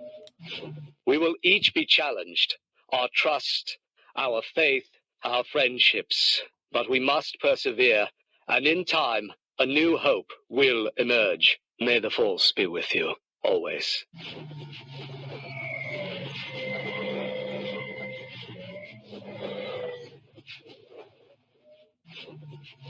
I don't know if there's any more. Cool. That's really cool. Yeah, that is cool. I just got all the feels. I'm like numb. Nice. Yeah, that's how I felt when I was Darth Bane that came out of my holocron. Anyway, but like, what were you talking about? No, what were you saying? I'm sorry. That was entirely distracting. Yes, but like, but completely worth it. Squirrel. Yeah. But anyway, so back to this. So I had no idea the Nihil was coming. Yeah. Or anything. What I thought was going to happen was that those, you know how like there was those like pirates on the ship. Oh, we're going to get to it. Let's go. So, real quick, just want to clarify. I didn't literally think she was a Nihil, but I like knew that they existed and were around screwing things up. So my radar for people being deceptive was up, is what I meant to say. So anywho. Did I find? Yes, okay. Reith and Nan form a sort of friendship, and she is very curious about the Jedi. Affy explores the station and finds a storage area covered in handwritten symbols on the walls. She's alarmed when she sees the logo of the Bind Guild, her same shipping guild. Elsewhere, Orla and Comac are pulled into a dark force vision by the statues and believe the objects are idols, sending a warning. Later, Orla and Comac are pulled together into another force vision while talking about the parallels of their current predicament with their Double E crisis 25 years earlier. Reith is pulled into a vision as well and sees a forest and someone with a blue lightsaber trying to kill him.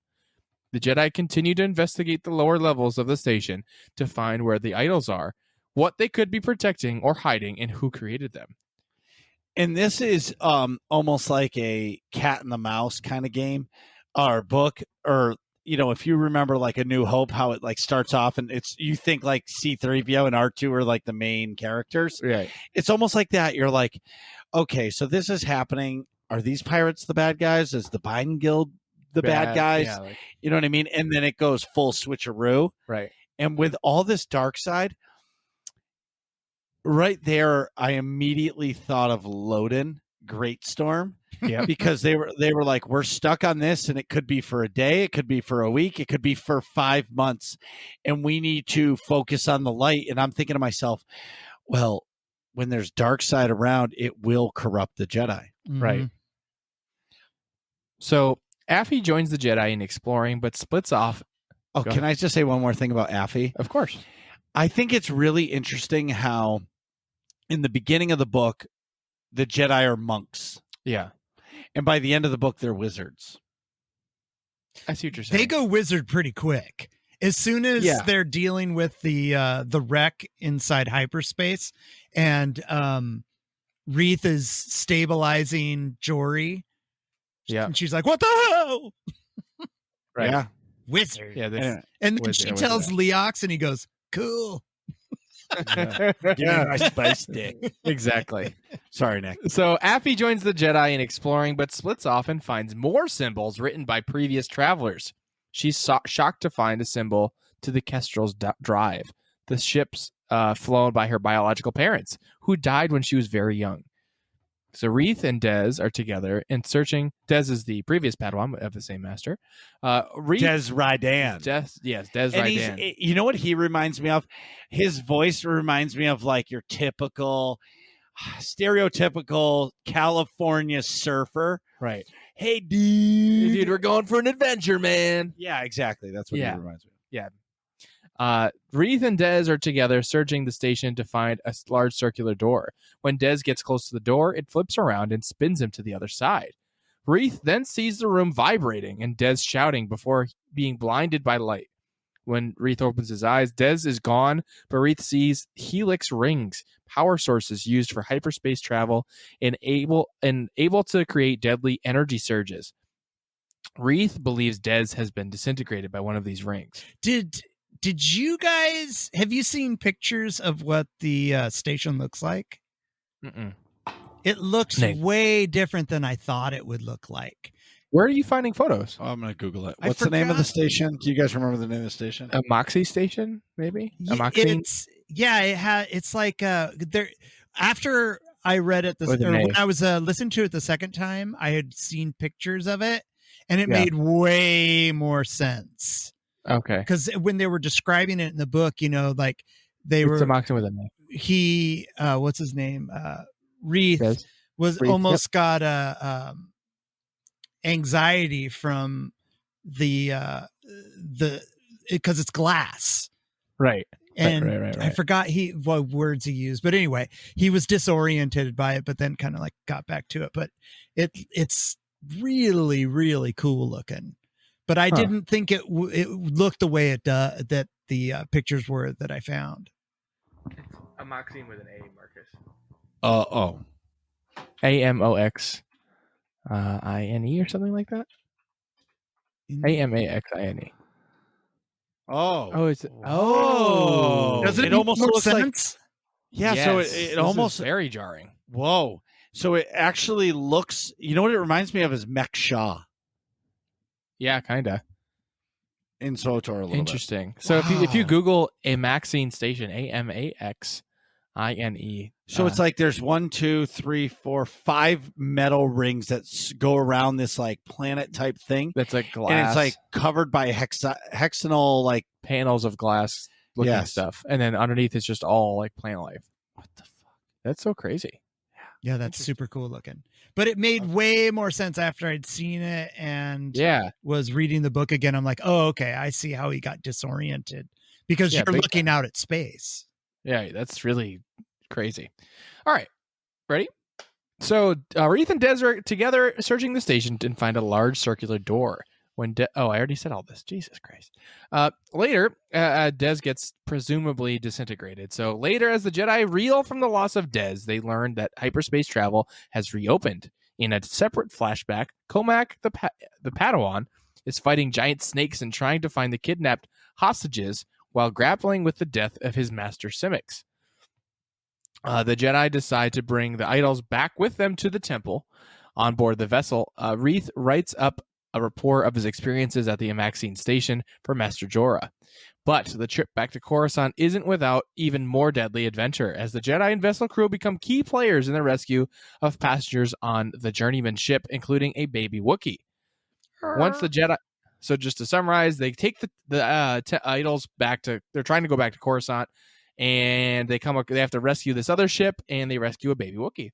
Once the Jedi get back to the temple, the idols are carefully transferred to a protective anti-gravity floater and guided through closed-off streets. The idols are taken to the shrine in the depths, an ancient Sith shrine built upon a vergence in the Force where light and dark meet. In the shrine of the depths, Orla and the other Jedi Masters strip the dark energy from the idols in that safe, sacred space where it could sink into the vergence, dissipate into the cosmic force, and again be made whole. At this point, I'm like going, wait a minute, what's going on? I heard that there were going to be like monsters and stuff, and right. I was kind of thrown off a little bit. Yeah, me too. Elsewhere, Reeth takes the baby Wookiee he rescued to the space dock infirmary to reunite her with her parents. And he rips off his Padawan braid. Yes, the baby Wookiee does. Yes, just jerks it right out of his head.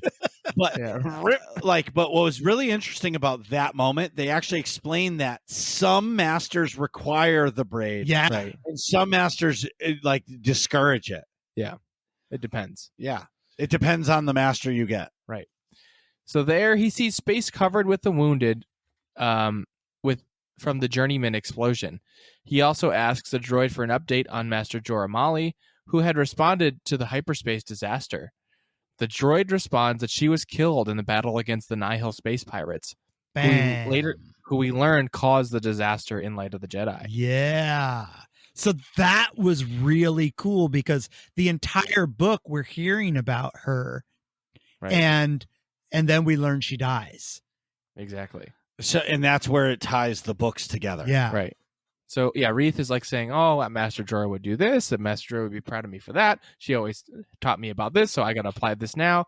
And then he gets back here and learns that she's dead. So he has no master anymore.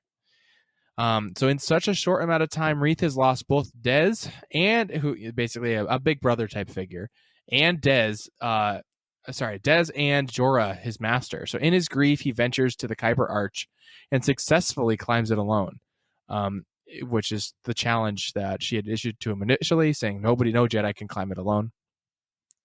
A combination of grief, confusion, and frustration makes him feel, quote, farther from the Force than before.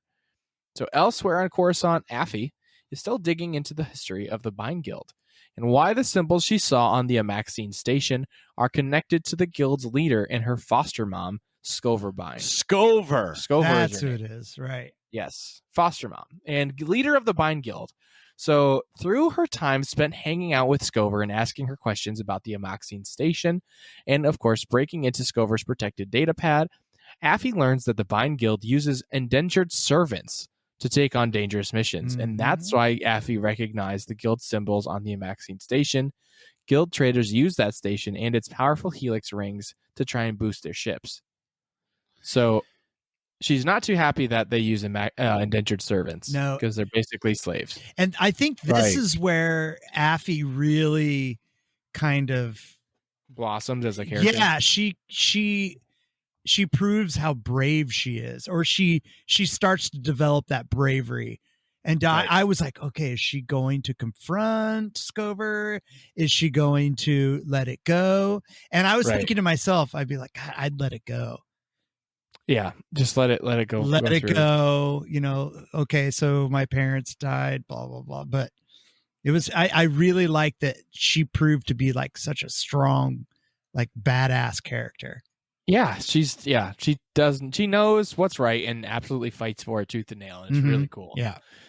So, and at the same time, Affy learns that's how her parents died. They were endangered to Scover and tried to boost their ship's travel power using the unpredictable helix rings on that station.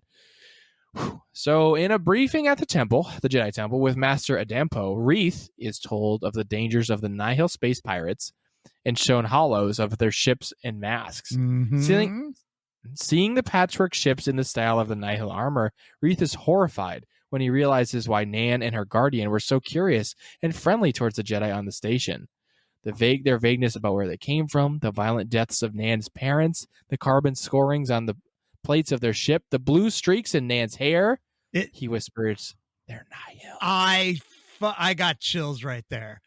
I just went, why didn't I see it? Why didn't I see it? I mean, when I listened to the book the second time and they were talking about the ship being pulled into that station, it's so obvious. Yeah. It's like it's torn up, and then the blue streaks in her hair. It's like mixed matched. Right. It's thrown together looking. And that's where I was like, okay, so that's where I was like, holy fuck, I got to focus on this book. Yeah. It definitely blew some winds in the sails. Well, yeah, because now you're like, okay, so now it's connecting Light of the Jedi into the dark, and you're like, okay, so the Nihil are really here. Like, in Light of the Jedi, you knew that the Nihil were it, and they were going to be back, but you didn't realize how big the Nihil were. Yeah, like how widespread. Yes, and all of a sudden this happens, and you're like, oh shit. Yeah. Exactly. Here we go. And there's that station there, and you know that they're not going to let that station go. They're going to come and pilfer everything they can from it. Right. All right. You ready for more? Yes. So, in the Shrine of the Depths, the Jedi complete the purification ritual on those idols. But they quickly realize that the ritual didn't really work because there's actually no dark side energy trapped within the statues. So Comac and Orla realize that the statues weren't holding the dark side within them. They were holding the dark side on the Amaxine station, keeping the dark side imprisoned there and trying to warn us that the dark side was there. So they just took the protection off of the station. It was like a double whammy of realization. Yeah, this part of the book is where I got excited that I could see what's going to happen. Right. And I was like, oh man, I really got pumped. This is between the realizing Nan and her guardian were Nihil, and then also this part like that. This is when I was like, I went from lounging in the back of my couch, so to speak, mentally, to like getting up on the edge of my seat. Yeah. Right. All right, let's go. Here, I can see what's going on. Because you can totally see everything, all these things converging and what's going to happen. Exactly. Right. So Orla, Comac, and Reeth, the three Jedi, decide to return to the Amaxine station. Orla and Comac to return the idols, and Reeth to confront Nan and her guardian. The Jedi Council deny the request to return, but Comac slyly tells Reeth that they did not expressly forbid the trip. And they said they didn't tell us not to go. They just said, whatever. Anyways, they find a loophole and they go. Semantics. And of course, right. And of course, they hire the vessel crew to take them back. And why wouldn't they? Yeah, they've already been there. They're friends. Right. And Affy wants to go back too. Exactly. Affy also wants to go back to find more about where her parents died. So, blah, blah, blah, blah. When they arrive at the station, they find a full storm of Nihil warships on the other side. Oh. So they have to maneuver the vessel to sneak aboard. Like, I think they're like in a perfect 180 around the planet. Right. They use the silhouette of the station to hide their ship. So they all split up again, and Reeth heads to the lower tunnels to look for Nan. Orla and Comac take the idols, and Affy heads back to the areas with the guild symbols. At the same circular door where Des was lost, Reeth carefully inspects the inside of the tunnel, but the hatch slams shut and seals him inside. He senses the vibrations and sees the bright light, and then the unmistakable electric blue of hyperspace. It's a single-person hyperspace pod. His hyperspace journey doesn't take long, but when he lands, he inspects the pod and station on the unknown planet. He then realizes the ancient Amaxines used them to quickly travel back and forth from the station. Reeth then encounters the Drengir. Which this is where I was like, Oh no, this has to be where Dez is. Right. Yeah, me too. So Reith then encounters the Drengir, carnivorous sentient plants deeply connected to the dark side. Well, you know what else? There was a part in the book where Affy and Reith are moving through the vines and stuff, and Affy gets scraped and she gets like super sick. Yeah. So because they're all poisonous. yeah, we learn that these plants are like really poisonous and dangerous and stuff. And they're Right. razor sharp. Yeah. Right. So the book describes the Drengir as like swamp matter compressed together, plated with bark, and then studded with horns. Thorns. Sorry, thorns. The group of 7 Drengir that Reith encounters on this planet tells Reith that the Amaxines built the hyperspace relay in an attempt to take over their planet, but the Drengir, quote, defeated and devoured them. Meat. And says, quote, "We made the station our own. From there we planned to wreak havoc on many worlds. But then our people fell silent. None of them returned in either glory or defeat," one of the Drengir said. So all the people that they sent to the station just all of a sudden went silent. Right. So Reith realizes that all of the plant life he saw on the Amaxine station were the other Drengir, made dormant by the ancient idols. He then Right. So he then realizes that the other, quote, meat the Drengir were talking about on the planet is actually Dez. The Drengir had caged Dez and poisoned him repeatedly to try and get information out of him. The deadly plants then inject Dez with a dizzying amount of adrenaline and force him to fight Reith in order to be freed. And that's So where Dez is all screwed up. Yeah. Yeah, that's the foreshadowing that happened before when Right. Dez's force vision. Right. happened. He was in a forest with somebody with a blue lightsaber trying to kill him. It was them fighting. I think it was Reith's vision. But Right. still, it was Dez being all screwed up. Right, Reith's vision of Dez attacking him, but he couldn't see who it was. Right. So back on the station, Orla and Cormac deal with their own Drengir. Set free after the Jedi took the idols. However, they learned it wasn't the Amaxine warriors who used the idols to trap the Drengir on the station. Instead, it was the Sith of the Old Republic. A shiver crawled up Cormac's back as he realized that the Drengir must have fought and been captured by the ancient Sith.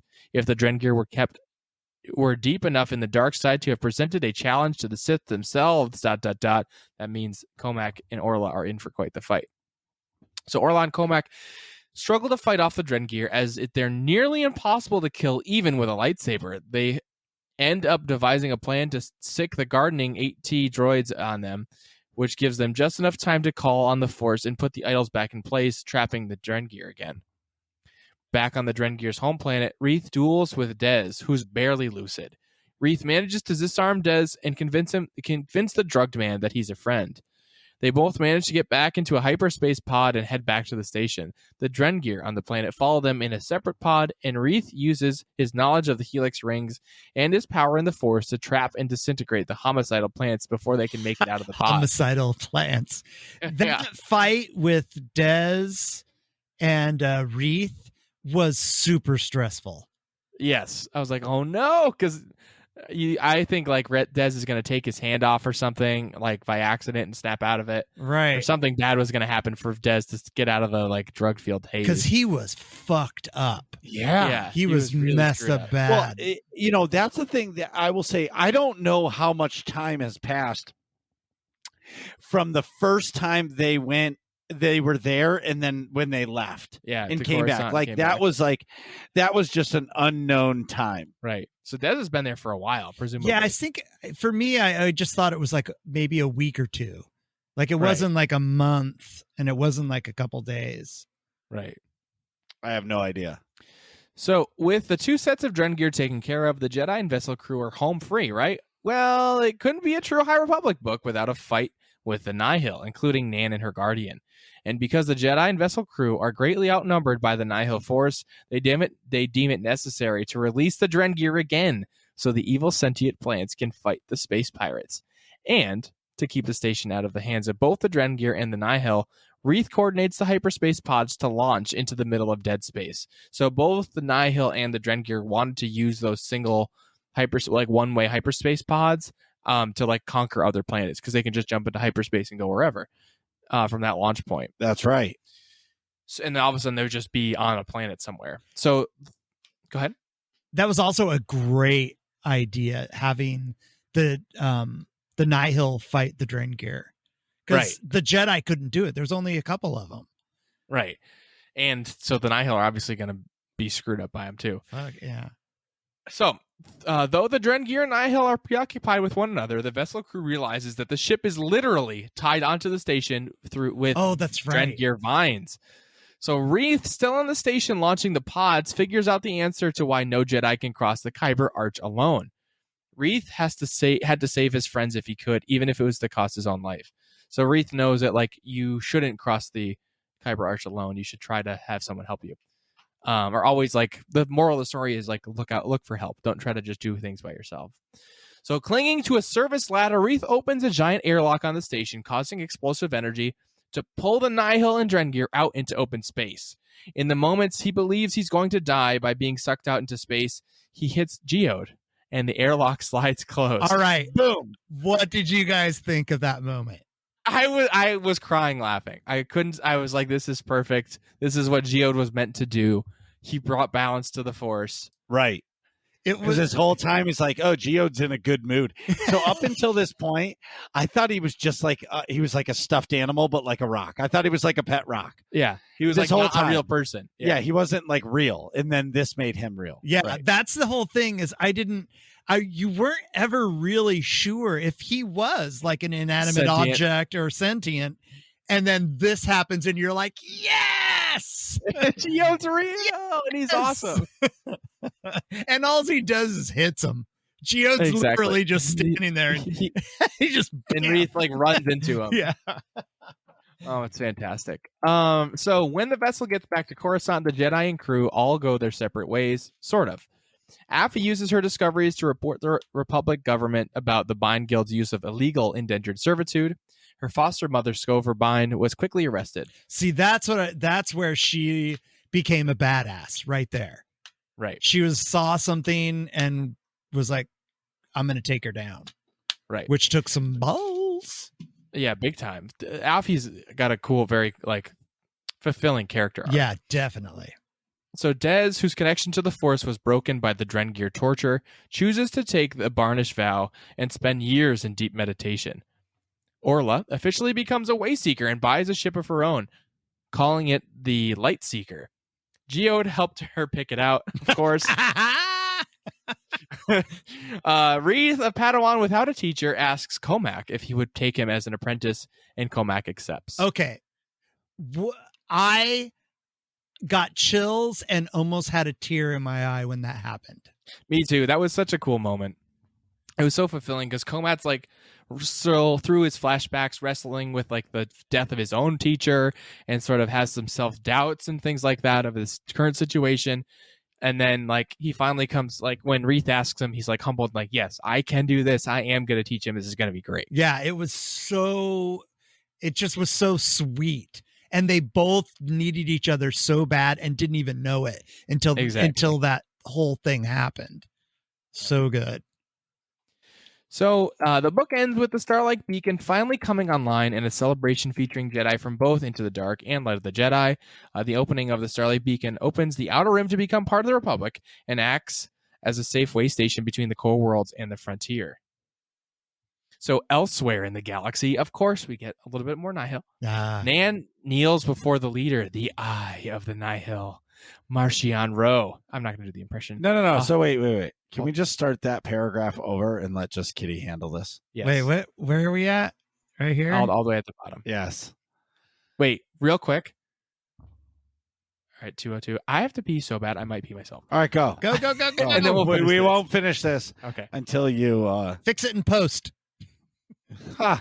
No way. This is not what we do. The whole purpose of this is so he can do whatever he wants. I mean, I went to the bathroom during this because I didn't go during the break, but doing a podcast for 2 hours, like I had to go. I just had to. You know what my mom used to say when I said I had to go to the bathroom? What? She'd go, tie it in a knot. So here's the thing too, is where the Drengir were the villain of this book, but really, truly, everything is just bringing us back to the Nihil, and I just feel like there's going to be like the greatest battle in Star Wars history with the Nihil, and it's going to be crazy. Something else that I've noticed throughout these books is the Jedi really aren't that strong because, all you need is a group of people like enemies to overtake one or two Jedi. Yeah. They're incredibly powerful, but they're not unkillable. Right. That's right. They also, I noticed that this generation of Jedi are willing to die at the drop of a hat to save people. Yeah, they're much more monk-like and like committed to the religion. I'm back, by the way. Yeah, they're much more like, especially in Light of the Jedi, as they're like a lot of them like sacrifice themselves to stop that fuel thing hitting the sun or whatever it was. Yeah, they're just like, using the Force to exhaustion and dying, or like flying their ships around in a manner and like end up like dying just like in fighting. And they, like you said, they seem way more willing to die for their cause just because they're so devout to, the Force. And they're fucked up on drugs. Yeah. And it's like, well, I might as well die. I didn't succeed. They're listening to like heavy metal dubstep. That's right. Wait, are you talking about the Nihil or the Jedi? Oh, I was talking about the Jedi being willing to die. The Jedi, but so are the Nihil. They are the Republic. But yes, on the flip side, the Nihil super are because they're on drugs and they're like Vikings almost, like space pirate Vikings, just hopped up on drugs and like heavy metal. Also, what Marcus, you were talking about the Nihil and the Jedi having a big battle. I'm wondering. Oh, yeah, you were using the bathroom. I kind of heard it. I wonder if that is what's going to end the High Republic. Like the Jedi getting their asses kicked by the Nihil, or maybe they like barely defeat the Nihil and they're all like thinned out or something. Yeah, I'm just wondering what the evolution is going to be for the Jedi that puts them into where we come across them. I think the end of the High Republic is when Darth Plagueis takes over. I think that's probably accurate. Yeah. I wonder. Like, that's interesting. I didn't even think of Darth Plagueis. You got to read because have you read that book? So in between episode 1 and the end of the High Republic is like 30 years. Right. Or no, it's 400. Yeah, the end of the High Republic. No, the end of the isn't it only 200 years? No. It's the beginning of the High Republic. Oh, okay. Because but I was pretty sure where the High Republic ends to where episode 1, this is the way I understood it. Maybe I'm wrong. Fact checkers fact check me. I'm pretty sure the High Republic era ends. 30 years later, the episode 1 happens. Right. Okay. And if that's the case, then it's basically right where like the Darth Plagueis book starts is when High Republic Gotcha. Ends, right? Because I know that the Acolyte, the show that's going to be coming out, the Disney Plus show, is going to be the end of the High Republic. That's correct. That's interesting. It would be cool if the Acolyte was Darth Plagueis. I think it is. Oh my God, I never thought of that. Yeah, it's going to be there. That's going to be it. And I think the Acolyte show ends with him taking his Padawan, which is Palpatine. Right. Connection. Sheev Palpatine. Cool. Anyways, let's read this last paragraph. Oh. No, wait. You should read the quote, sir. Okay, I'll read the quote. I'll read the. Okay. So elsewhere in the galaxy, Nan kneels before the leader, the Eye of the Nihil, Marchion Ro, whose story we get in Light of the Jedi. She tells him that the Jedi killed her guardian and so many other members of the Nihil. She also tells him of her fear of the Jedi and the power that they wield. Marchion Ro replies, "You are wise to fear the Jedi and the Republic, but they should fear us in return. For the Nihil will be the destruction of the Jedi." That's perfect. And that's how the book ends. Yeah. Right.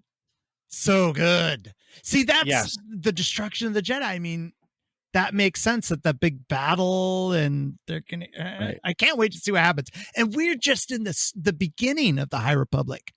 I know. So I've been doing some research, and so we are in phase 1 of the High Republic.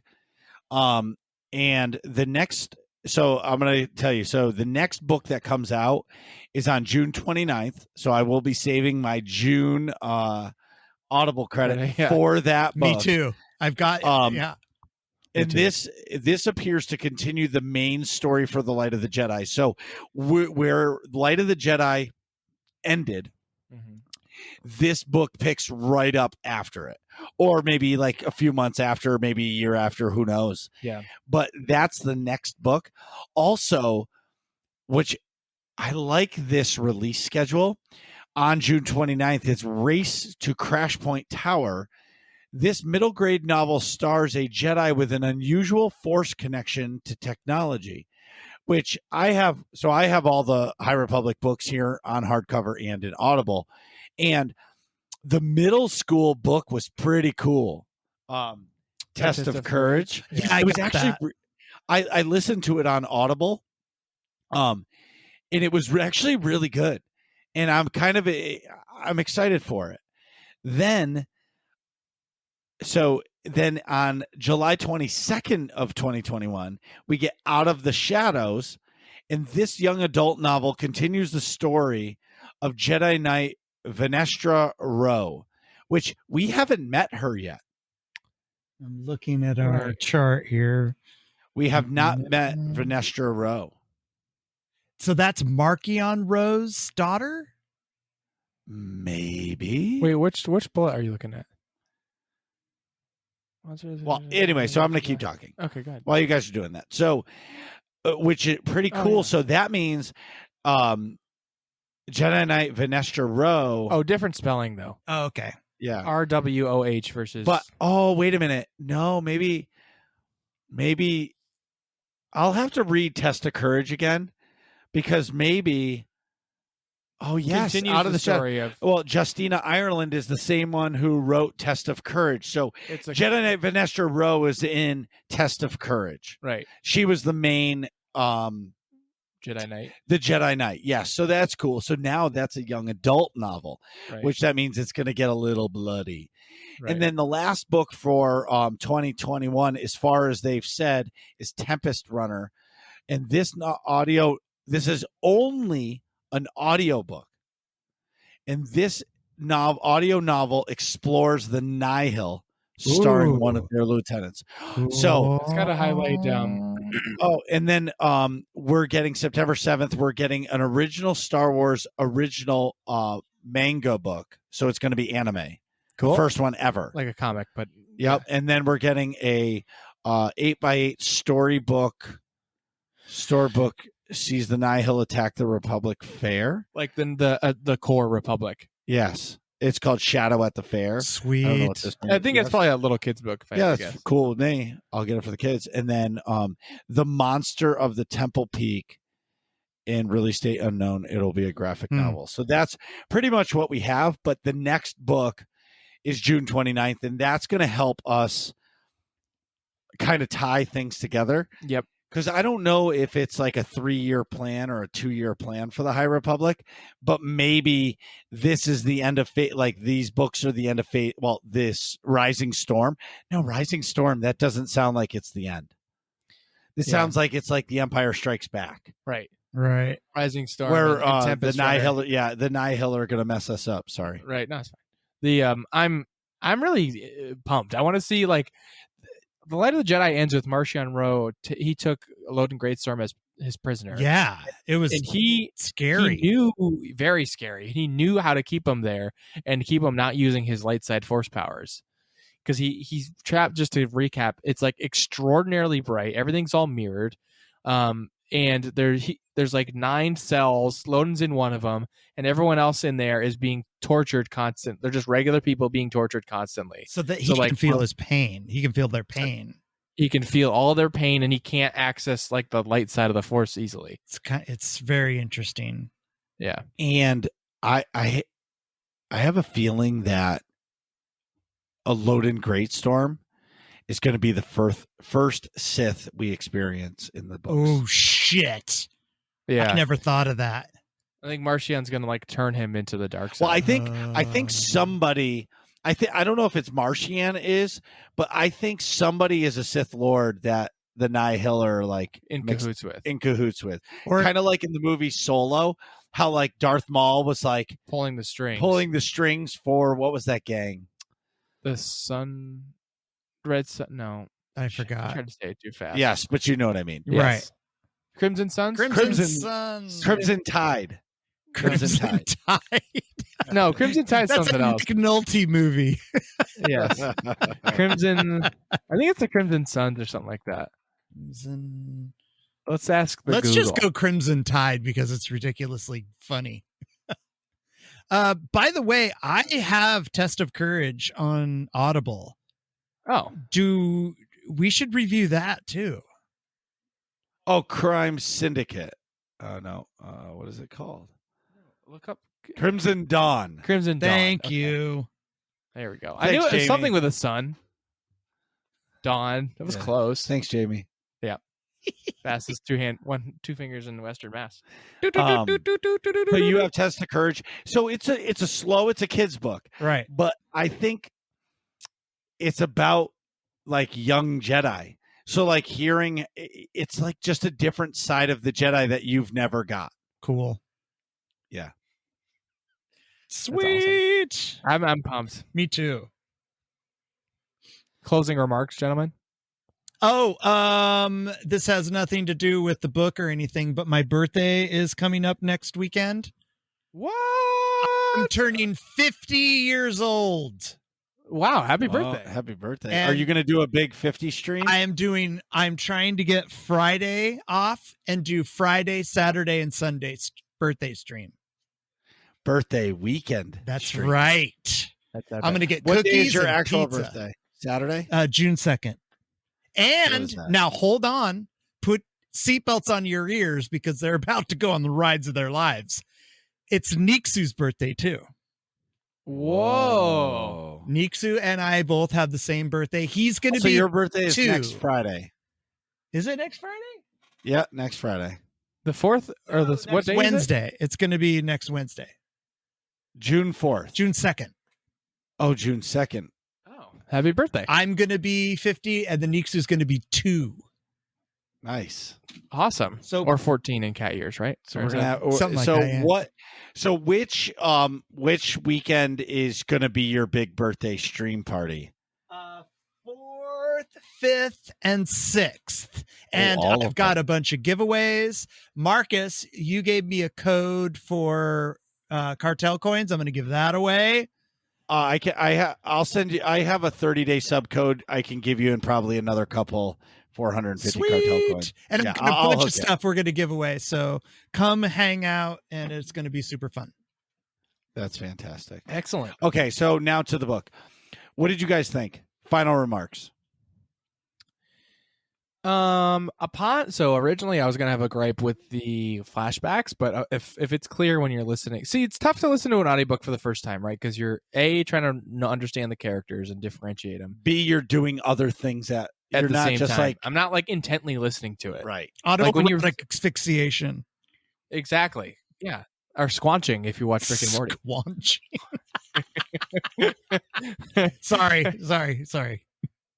So I was going to minus points for. God damn it. Okay, wait, This is sorry. I lost consciousness there for a second. I don't even know what you guys are talking about. And he's back. So anyways, I really enjoyed it. I like this book more than Light of the Jedi because of the pacing. I felt like the pacing in this is a little bit better. Still a bit of a slow start, but once you hit that point where like you realize Nan and the grandpa or Nihil and then also the Drengir like exist, that's pretty sweet. I think that's when it really picks up and goes from there. I like the character arcs. Overall, I really enjoyed the book. How about you guys? I really liked it. I really loved again the characters, especially the crew of the vessel. I Yes. loved Geode. I loved every time that they referenced Geode. It was funny. It was light-hearted. And of course, Leox and Affy. I loved all that stuff. And just them interacting with each other and the Jedi was really cool. But when they left the station, they went back to Coruscant, and all that stuff started to become relevant to the characters, and you knew what was going to happen. I was excited in a way that I have not been excited in a book in a long time. Like I was just like, you know what's coming, and they gave it to you, and I enjoyed it very, very much. And then of course, when they go back to Marchion Row, and you just go, oh, that's right. This is all just one little part of the book. I got excited for the fact that we're just starting these collection of works, and I can't wait. Very good. I enjoyed it very much. Me too, Marcus. I liked the book, but it was relieving that we didn't get the 5-chapter buildup of what the High Republic is. Like, we didn't get another Spider-Man origin story movie. You know what I mean? Right. Like, it was just, okay, we're starting off. Here we go. You already know the galaxy that we're in. It's a galaxy far, far away, but you already know. We don't have to tell you. We're jumping right into it. Yeah. I like that. Something that I didn't like about it is I found the book to be scattered. And what I mean by that is I think the placement of the 25 years earlier moments, the timeline hops, I found them to be just kind of meh. And that's where I got lost in the book. So, and maybe it's just because I'm a simple person and, like it's not for me, but like I was like 25 years earlier. No. So should I not even listen to this shit? I got lost in it. I got lost once. As soon as they said 25 years earlier, that chapter was over, and I wasn't even there. I feel the same way. I got pulled out of the story when that happened. And after on the second reading or the second listening, I still don't know exactly. I know it was character building, but it just seems like it could have just been done shorter and in one section. Well, honestly, it feels to me like Claudia Gray wrote the book, and they were like, "You need filler." Right. Well, because if you take out the 25-year earlier sections, the book is fucking awesome from beginning to end. Well, I know that there were a bunch of rewrites that happened, and I wonder if those flashbacks were part of the book that they had taken out. But I agree, Marcus. I think that's the only flaw for me as well, is that it completely threw me off. So when they would go back. This time in the book, every time they said 25 years earlier, I skipped the chapter. Oh, no way. On the reread. Oh, on the reread. Gotcha. On the reread. Because as soon as they say 25 years earlier, I just went to the Audible, skipped the chapter, and got right back to the story. The story is fantastic. I tried to glean what they were going for. I tried to go back and figure out what did I miss? And I don't think I really missed anything except for, what is his name? Comac. Yeah. His experience, which kind of made it, when him and Reith decided to team up, a little bit more interesting. But yeah, it did. Every time we got pulled out 25 years later, I felt lost. And if you finish listening to it, because I'm gonna finish it now because I'm in it. If you just, when they say 25 years earlier, skip the chapter, you're gonna be like, the whole book changed. Huh. The whole book's going to change for you because you're not going to get taken out of the story, and you're just going to stay in it, and you're going to get tense in your shoulders. Kitty, do me a favor. Tell everybody where they can find your awesome stream. You can find me on Twitch at Twitch TV /Kitty Kisses. You can also find me on Twitter at GM Kitty Kisses, and I am on Instagram now, Kitty Kisses PDX. Come at me, bro. And where else can they hear your fabulous voice. They can also hear me on the Utini Cast, and you can find that anywhere podcasts are found. Utini Cast. Utini Cast. I couldn't think of anything to say after that, so Utini. What are you guys talking about in here? Find out next episode of Working Class Nerds.